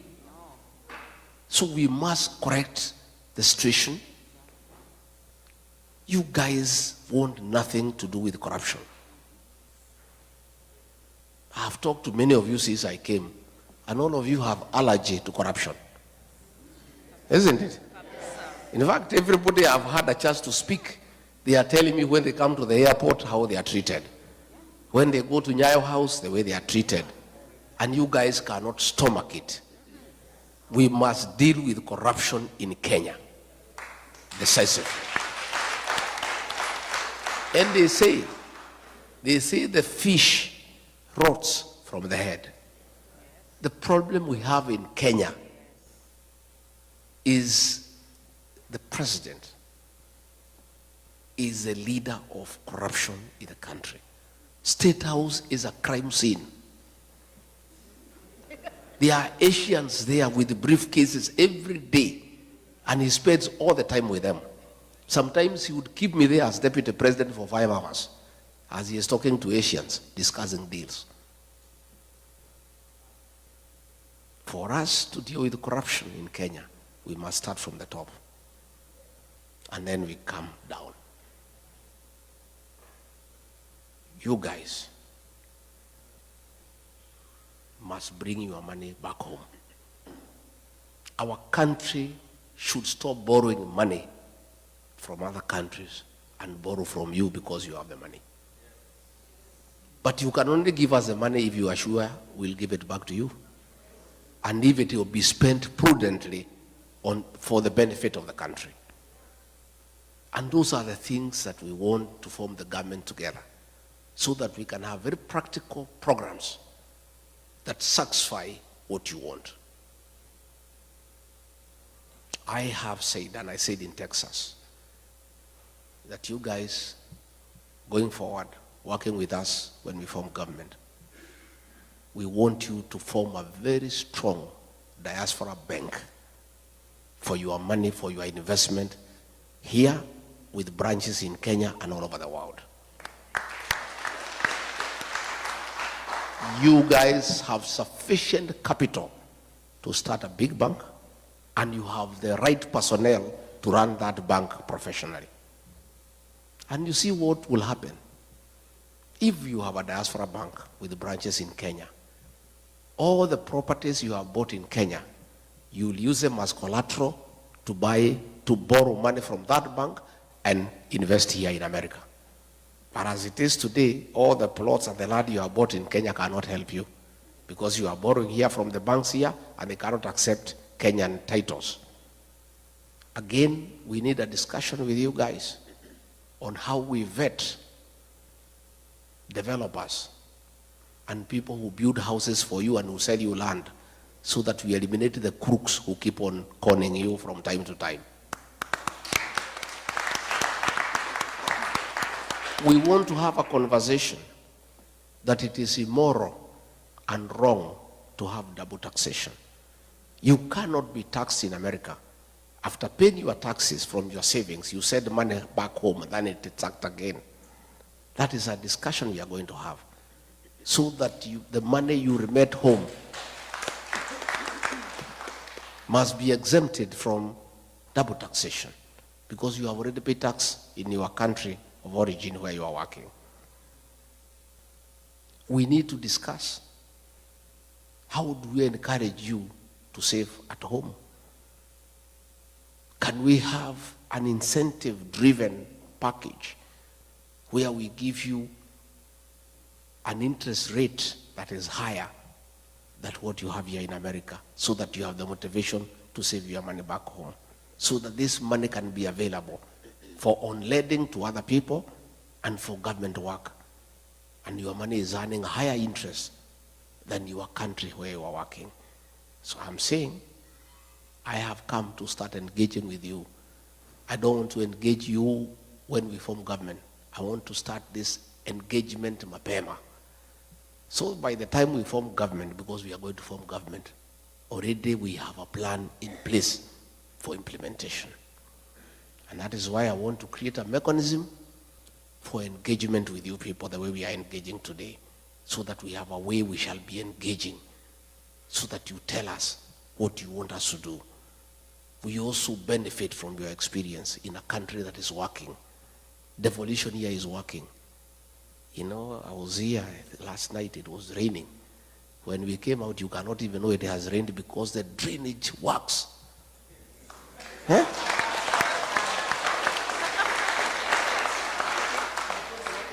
Kwetu ikinyesha hata hutaki kwenda nyumbani, because you are sure you need a mkokoteni to take you to your car. You know, we were here and it rained very heavily. By the time we went outside, you cannot even know there was rain. We need to learn from the best. And that brings me to the question of the involvement of diaspora in running government. It is my intention that we work together so that you are part of us and you become part of the decision-making process so that we benefit from your experience in a country where things are working. To start with, the embassies across the world, it is my conviction that we'll get the best service, consular services, if you have people who have worked here in America for 30, 35 years running our embassies. Yeah? We would get the best investment opportunities if you have people who know what the Americans want in the embassy, because you know their strength, their weaknesses, their preferences, and where we can do business together. I mean, an ambassador serves for 4 years. So when you appoint a politician from Nairobi to come to Washington, he takes 1 year for us to know his way around here. Exactly. True? True. First 1 year. Where do I take my children to school, hospital, nini, 1 year imeenda. Second year, start making friends with the Americans here. Imeisha. Mwaka ya tatu, kujua Wakenya wanakaa wapi. Before he can even now start working, he is on his final year. Isn't it? But if you have somebody who has stayed here for 30 years, already who was home, we simply walk to the office and start working without wasting any time. Ataletwa tu Nairobi, there is a course there, kufundishwa kukula na uma nini, already you know. Okay? So even that course you'll be exempted. Senor, you know, they come there, how to hold a wine glass, nini, what table manners, nini. So you guys, those things you already know. Yeah? So nafikiri, you only come for that course for 2 weeks to understand your reporting mechanism. How will you be working with the PS? How will you be working with the president? Those are the little things mtafundishwa wiki mbili tatu. But all the other things here, you know. Isn't it? So it's my intention. And that is a promise I'll keep. Because it costs me nothing other than good manners to keep that promise. You guys are already here. You have the papers. Mumesoma. You know the place. You know your way around. You know how to use a fork and a knife. Sasa iko shida gani? There's no problem. Number 2, I have said, I also want you guys to come to the National Assembly and help us make good laws. Yeah? I want you to come to the Senate and help us make good laws. I want you to come to the county assemblies and help us make good laws on devolution. So, I want to appeal to you, wale munaweza, muende nyumbani, mupiganie viti. Lakini on top of that, we shall nominate one person from diaspora to go to the Senate, another one to go to the National Assembly. Yeah? And in the counties we are strong. At least every county assembly, we have one person from diaspora to come and help us to make good laws for devolution. Because devolution is working out here. And we want to borrow from people who know. Again, we'll also want you to come and serve in the national government. Let us have 1 or 2 PSs, wako pale. Let us have a cabinet secretary, ako pale. Let us have people in parastatus. You guys have the necessary expertise and experience. And I think for any leader who wants to make a difference, it is foolish not to utilize the available capacity for the country. And you guys have all the necessary capacity to assist the president to run a country successfully. So these are things that we want to do, and we'll be able to help each other. Again, I said when I was in Texas that we'll have to add 2-3 consulates across this large country to help. I think asking everybody to go to Washington or Los Angeles is a bit too hectic. So we'll add 1 or 2 or 3. Again, we'll introduce mobile consular services so that we have people coming here for a month. They issue IDs, passports, they go to another state. That is something we can be able to do so that we make it a bit reasonable and cheaper for you to access consular services by bringing the services where you are. I am a strong believer. I am a very strong believer that it is our business to take the government to the people, not the people to the government. It is us to take the government to the people. We will bring consular services to where you are, because that is the right way to do things. So, mimi sitaki nisidishe hapo. I want to say, because I've found a few questions that have been written here, I'll go through them and I answer them, because I believe in participation. I don't believe like Kasongo in praise and worship. You know, the government he runs is praise and worship. We have some very funny characters there. You know, whatever they are told by Kasongo, I don't know what happened to their brains. If the MP for Kikuyu is told by Kasongo, go and insult Pastor Dorcas, anaenda anachukua microphone na mtukana. I saw another lady from Murang'a. Anaambiwa na PA wa president. Ana parade yeye mbele ya umati. Anaambiwa asunguke. I don't know kama mliona. Ati huyu mama si ako sawa. Si asunguke, muangalie vile anakaa. Anasunguka. Huyu mama si ukiwa naye kwa kitanda utaamuka vizuri. You saw that woman? Yes. You really wonder what happened to our leaders. Ni kurogwa ama ni ujinga ama ni zote mbili? Eh? I can't understand. I don't understand what has happened to our leaders. Somebody ameuliza sijui ni nani, what is the game plan? You are impeached, so you won't run or otherwise. Nani ameuliza hiyo? Somebody ameuliza hiyo? Let me explain. Rigathi Gachagua is a presidential candidate. And nothing stops me from running. The Kenya Constitution says the right to vie for office is absolute. And you can only be stopped from running if you have been convicted. And even if you have been convicted, you cannot be stopped unless you have exhausted all the available mechanisms of remedy. Last year, 2022, the Honorable John Weluke, before the elections, was convicted for 74 years for theft. You remember? Yes. And he went to committee, and he was given bond pending appeal. He appealed to the Court of Appeal. And as the case was going on, the elections were there. And he went and ran, and nobody stopped him, because you can't. And he won.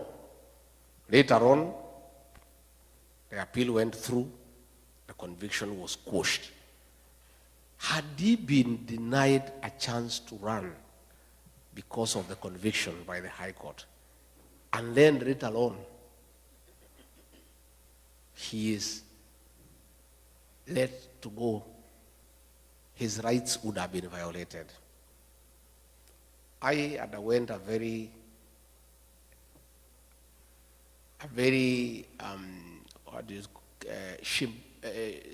shambolic exercise at the National Assembly and Senate.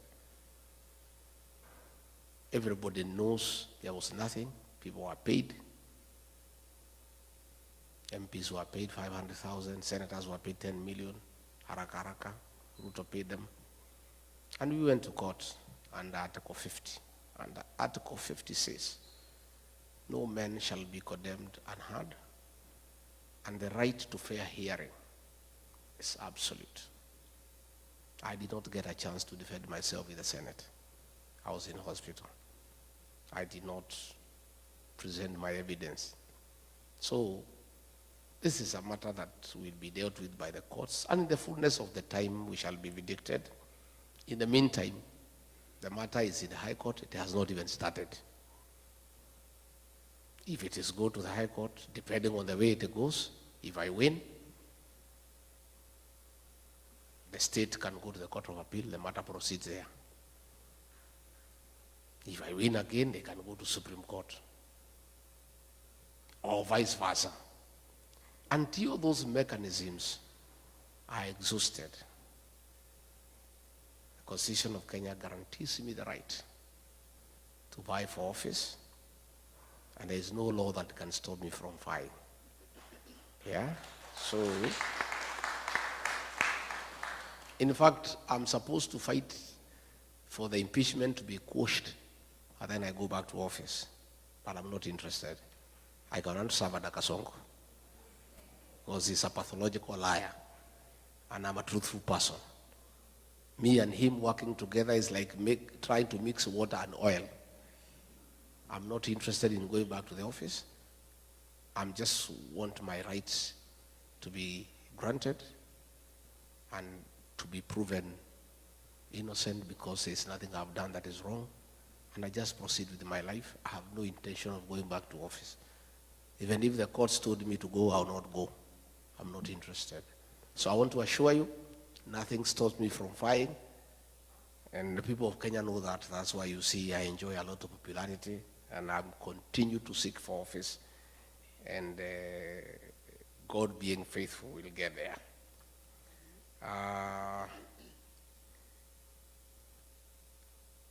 Now that you are teaming together, do you have a very strong candidate to face Ruto? Because we can't stand another 5 years of Ruto regime. Jackson. The second statement is true. We cannot stand another term of Ruto. Because if he is telling policemen to shoot people, and he still wants our vote, what if we elect him and he doesn't need the vote? He'll shoot us himself. True or false? Yeah? Do we have a strong candidate to face William Ruto? What a question. Si niko hapa Jackson? Niko. We are there. Don't worry. We have a big team, and we have agreed between me, Stephen Kalonzo Musyoka, Dr. Fred Matiang'i, Eugene Wamalwa, George Natebea, and Mother Karua. And anybody else who wants to join us, Ata or Mtata, whoever. Hatujafunga na hatuwezi funga.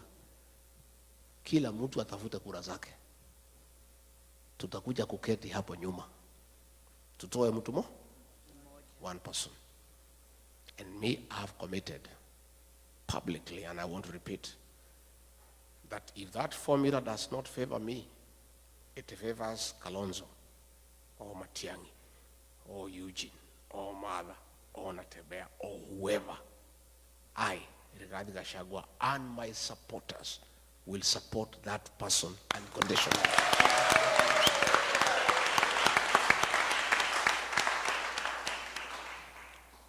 Lakini Mungu akisaidia ikuwe ni mimi, hiyo mtu nitakimbiza yeye kama baisikeli ya kuibiwa.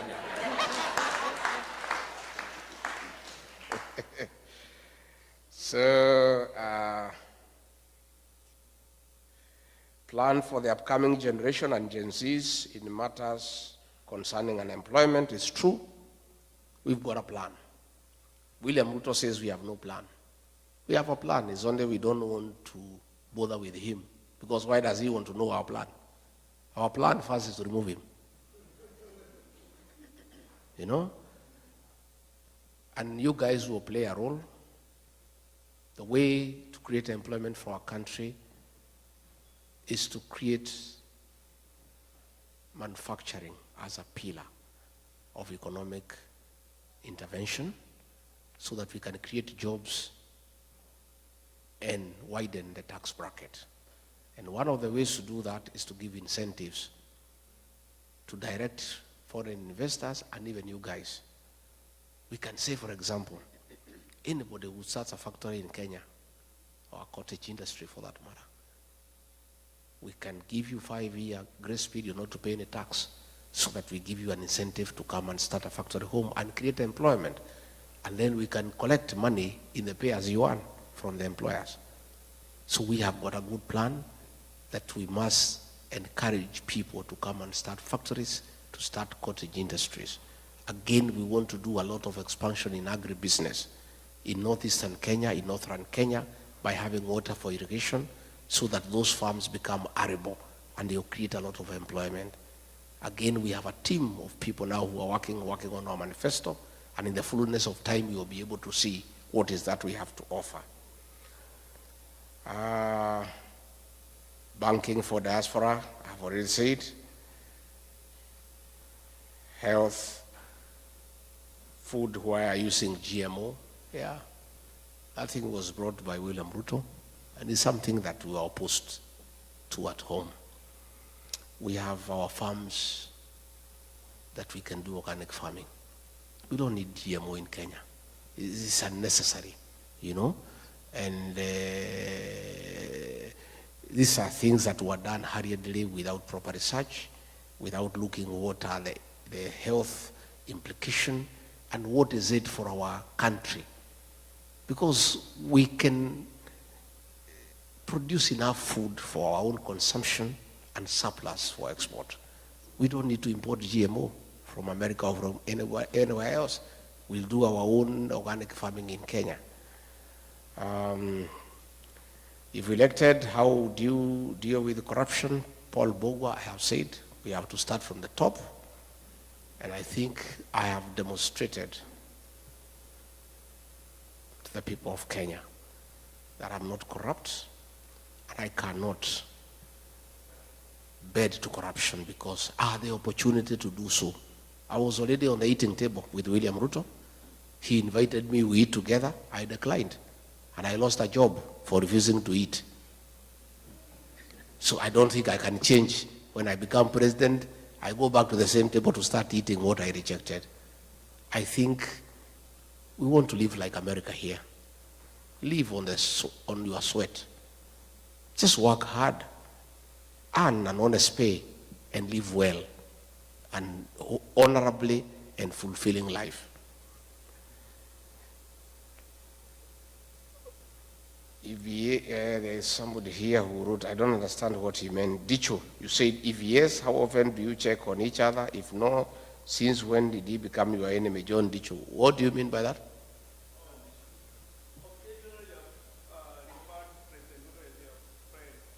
Refer to? Who? You know what happens? You know what happens? Ruto, by the way, is not my enemy. He's the enemy of the Kenyan people. Yeah? What normally happens when you are talking at our level, you are just decent. You refer somebody as my friend, as my brother, but not necessarily because he's your friend. It's just etiquette. Yeah? It's just etiquette. I have no enemy. I have no issue. I am not vengeful, but I'm responsible. William Ruto is not my enemy. He's the enemy of the Kenyan people. And the Kenyan people will have to deal with him in a decent manner through the ballot. Yeah? So there is nothing personal. There are no hard feelings. It's simply about our country that we cannot allow it to go to the dogs. And we need to get rid of him.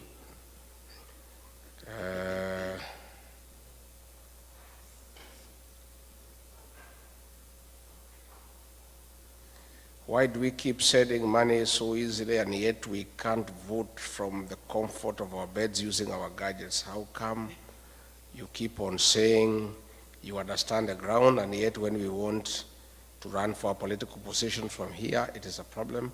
How are you going to reconcile these issues? We'll have to develop our electoral process, but it takes time. The voting here is electronic. It's a democracy spanning over several hundred years.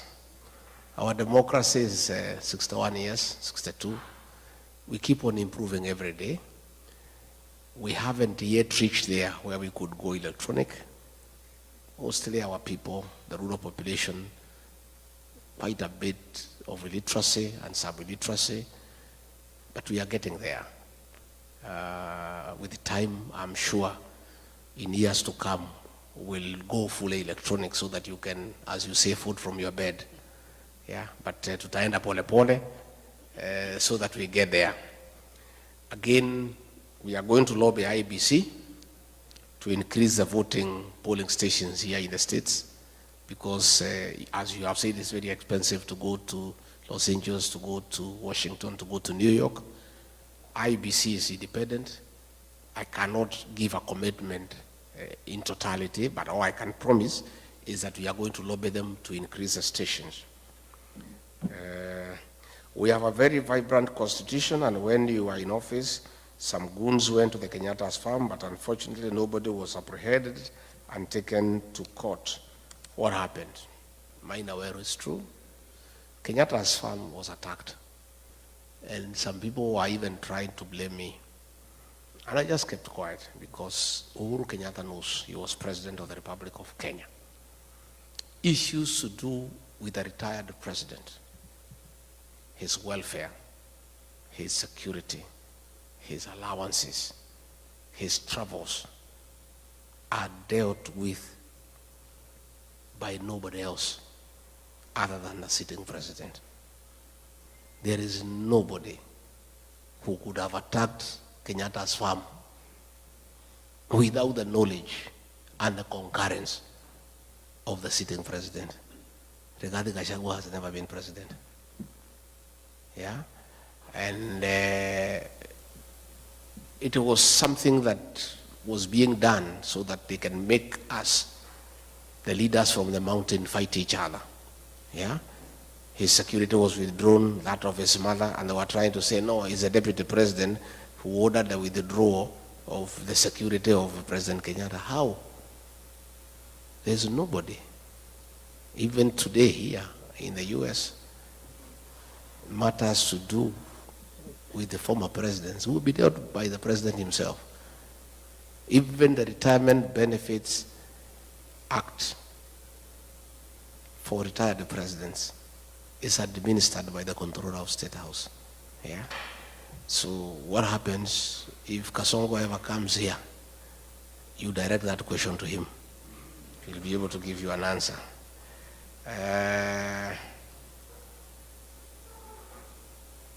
James White, how will the new Kenyan administration address historical injustices so that the country can move forward? It's true.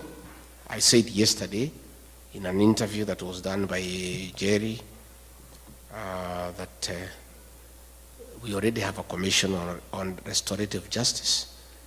And when we form government, we'll appoint a judicial commission of inquiry to inquire into the killings of the Gensis and other people who have been killed and harmed, so that those who did it can be brought to book and they can be given compensation.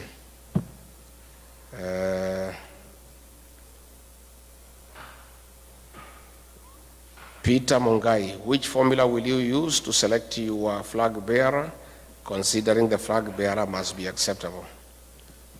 Hiyo sasa ndio kadi yetu. Tukitoa hiyo si tumeisha. So hiyo hatuwezi sema saa hii. But there will be a good formula. And I can tell you we'll come up with a good candidate. And we are not in a hurry. For now, our candidate is Ruto must go. And our plan is one term. Because if we announce our candidate now, Kasongo atatusumbua sana. Hata mwekea vikwazo na kumsumbua na kumtatiza. So wacha tukae namna hiyo. Our candidate for today is Ruto must go. And our plan is one term. Wacha angangane na Ruto must go. Na angangane na one term for now. Yeah? And that's why he keeps on saying, where is your plan? So that he can start attacking it. Yeah? Hey, mimi napingana na nani? Unapingana na Ruto must go.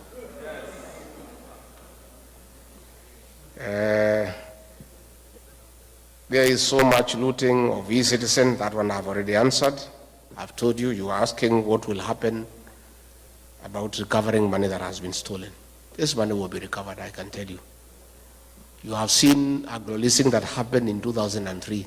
The High Court has ordered that those people must be tried.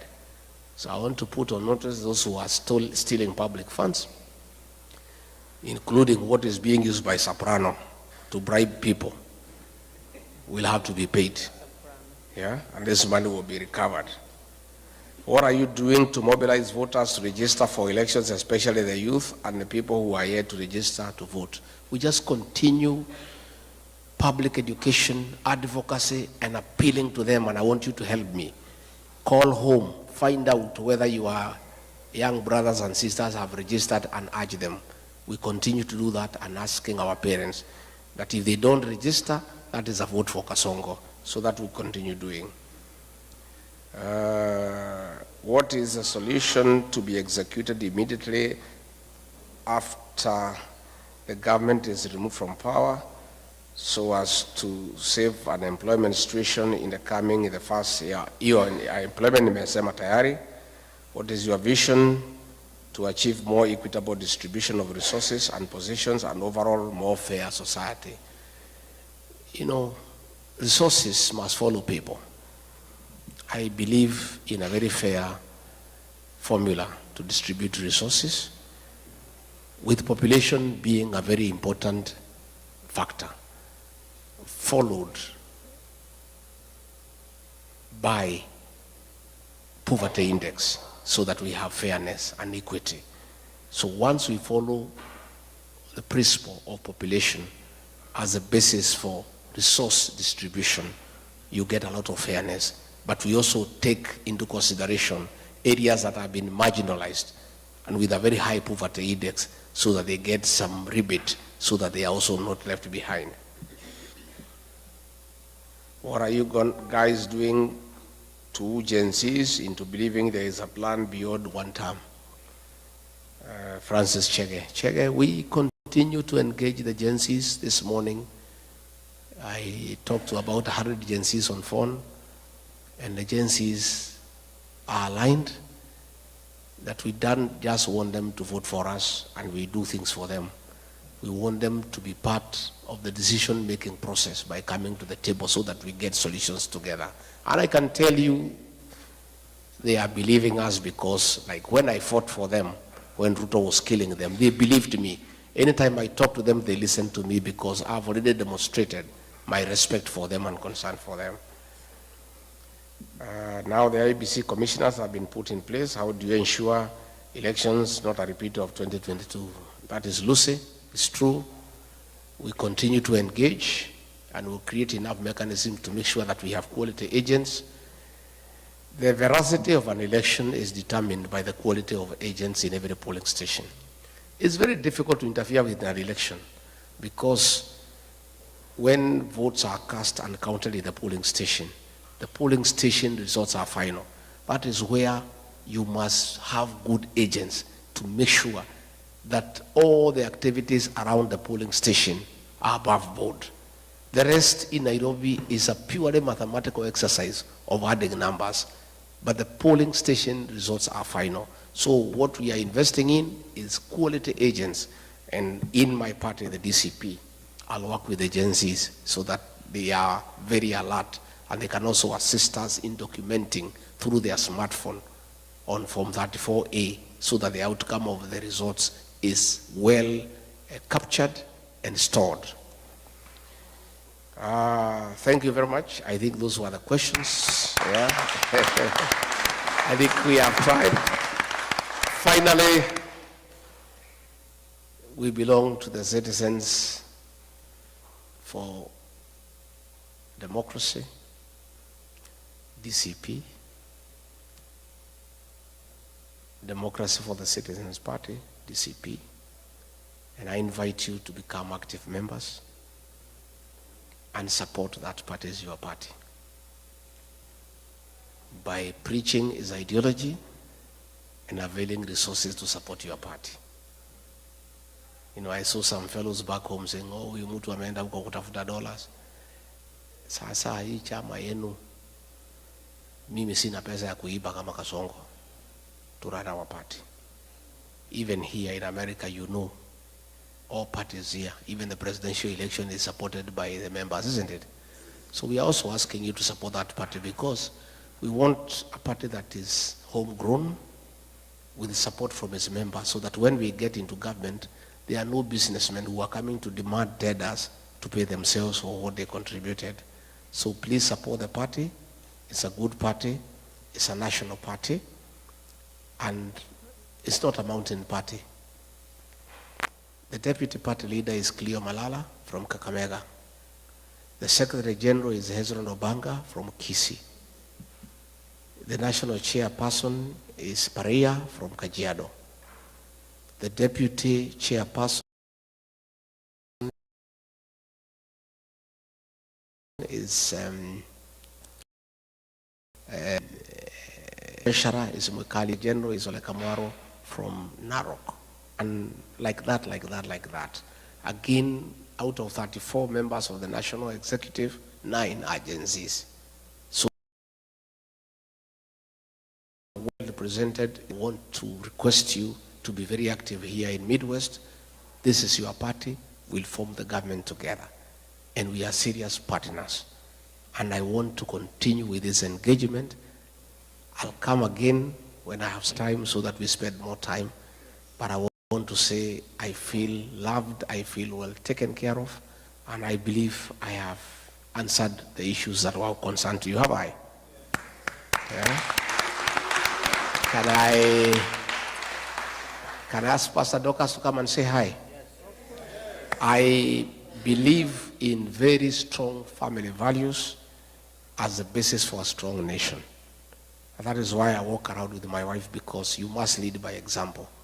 There is no way as a leader you'll say you believe in very strong family values and you don't lead by example. And many people who are uncomfortable of the support I'm getting back home from families, because families are supporting me because they are saying Rigathi G has shown us he believes in strong family values. That is why they like pastor not to be seen with me so that I lose that advantage that I'm having from families. They are wasting their time. Yeah? So continue. And I also want to ask you to have strong families as a basis of having a strong nation. Pastor Dorcas.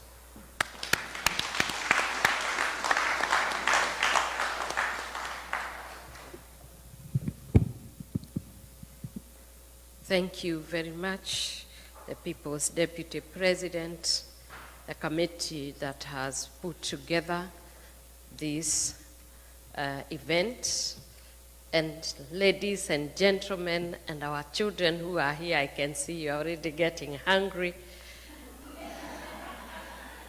And you know I'm a pastor, we could kesha.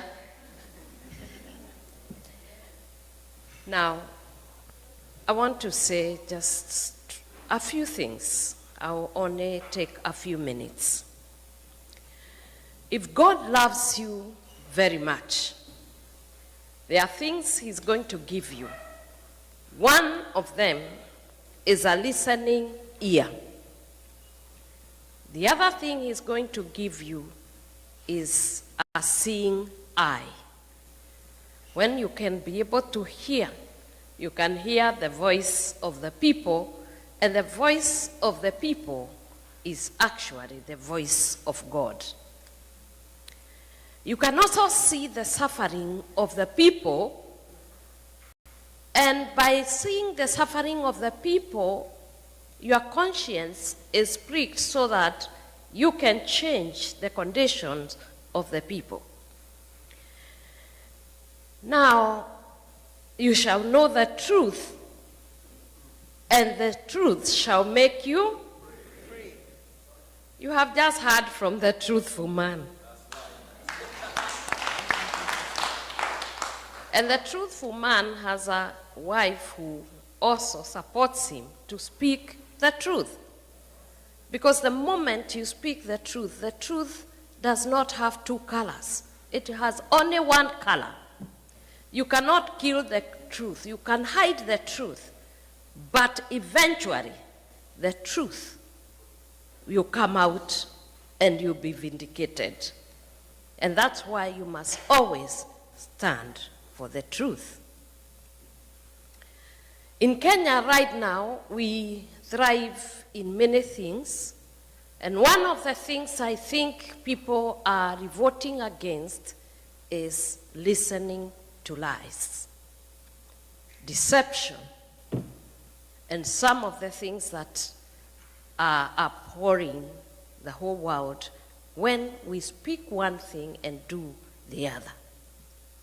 As a pastor, I know very well that the commandments form the substratum of every constitution of the world. And one of the things that we must abide by is respecting the sanctity of human life. Whether it is in the womb of a mother and when it is produced, and we can see the reality of it. Now, shooting the leg amounts to killing our children. As a mother, I say no. We cannot stand and not speak about it and speak like it is not happening. When you say shoot the leg, what do you mean? Many of you are working with the health sector. If you are shot in the leg, can you die? Yes. If you are shot in the head, can you die? Yes. Then what we are saying is simple. We need to be decent human beings with a conscience that tells us that our children are asking for what is true and what is just. All they are asking is stop corruption. They are asking for us to make it an environment that they can be able to thrive in. They have gone to school, they want jobs. And all, as parents, we need to do is to have a listening ear and see the suffering and the groaning of the people and do something about it. In the Proverbs 23, verse 23, it says, buy the truth and do not sell it. The other thing that you must buy and keep is wisdom and instructions and insights. And I'm sure tonight, everything that you have engaged in centers on this. Buy the truth. Do not sell it. Do not tell lies. Do not steal. Do not commit adultery. Do not murder. Do not give false witness. And once we abide by the rules, then you'll be a happy people. The other thing that God loves is a family. A nation is constituted by families coming together. And a family cannot be there without a man and a woman. That is the family I'm referring to. Male and female. God created and made sure that they will be productive. So wives, Respect and honor your husbands. Submit to them. Submission is not weakness. Submission is strength in itself. I'm in marriage for 36 years now, going to 37. And I can attest, and I'm a testimony that marriage works. And as it is said, marriage is actually a bed of roses, not a bed of petals. If you go to your rose garden and you are not careful to wear some gloves when you are cutting them, you are going to get hurt. It is the same with marriage. It is beautiful, but you must work on it, and work on it with tolerance, with understanding. When you get into marriage, some people get into marriage expecting their partners to love them and to do everything.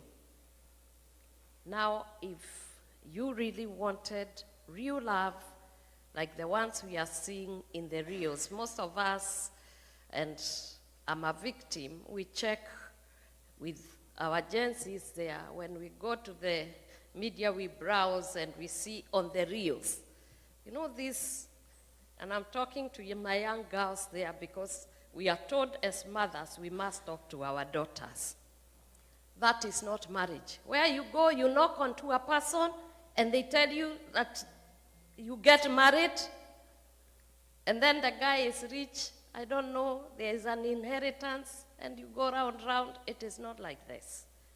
You must come solid, expecting that you are marrying a man who is a human being, who will have an issue. And you yourself, you are also human beings. If you want to marry angels, please go to heaven.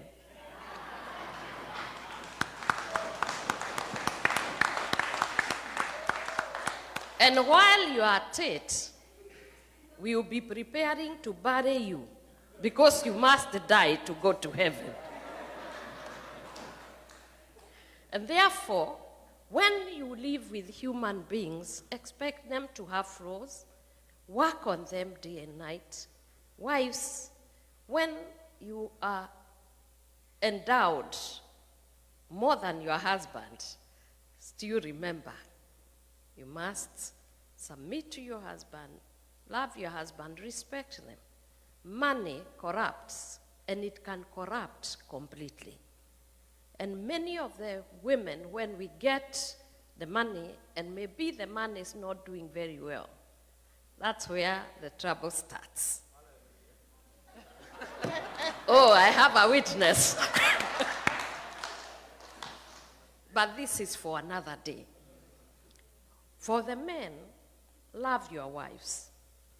Understand them. Even though they are the weaker vessels, let me tell you, we are dangerously endowed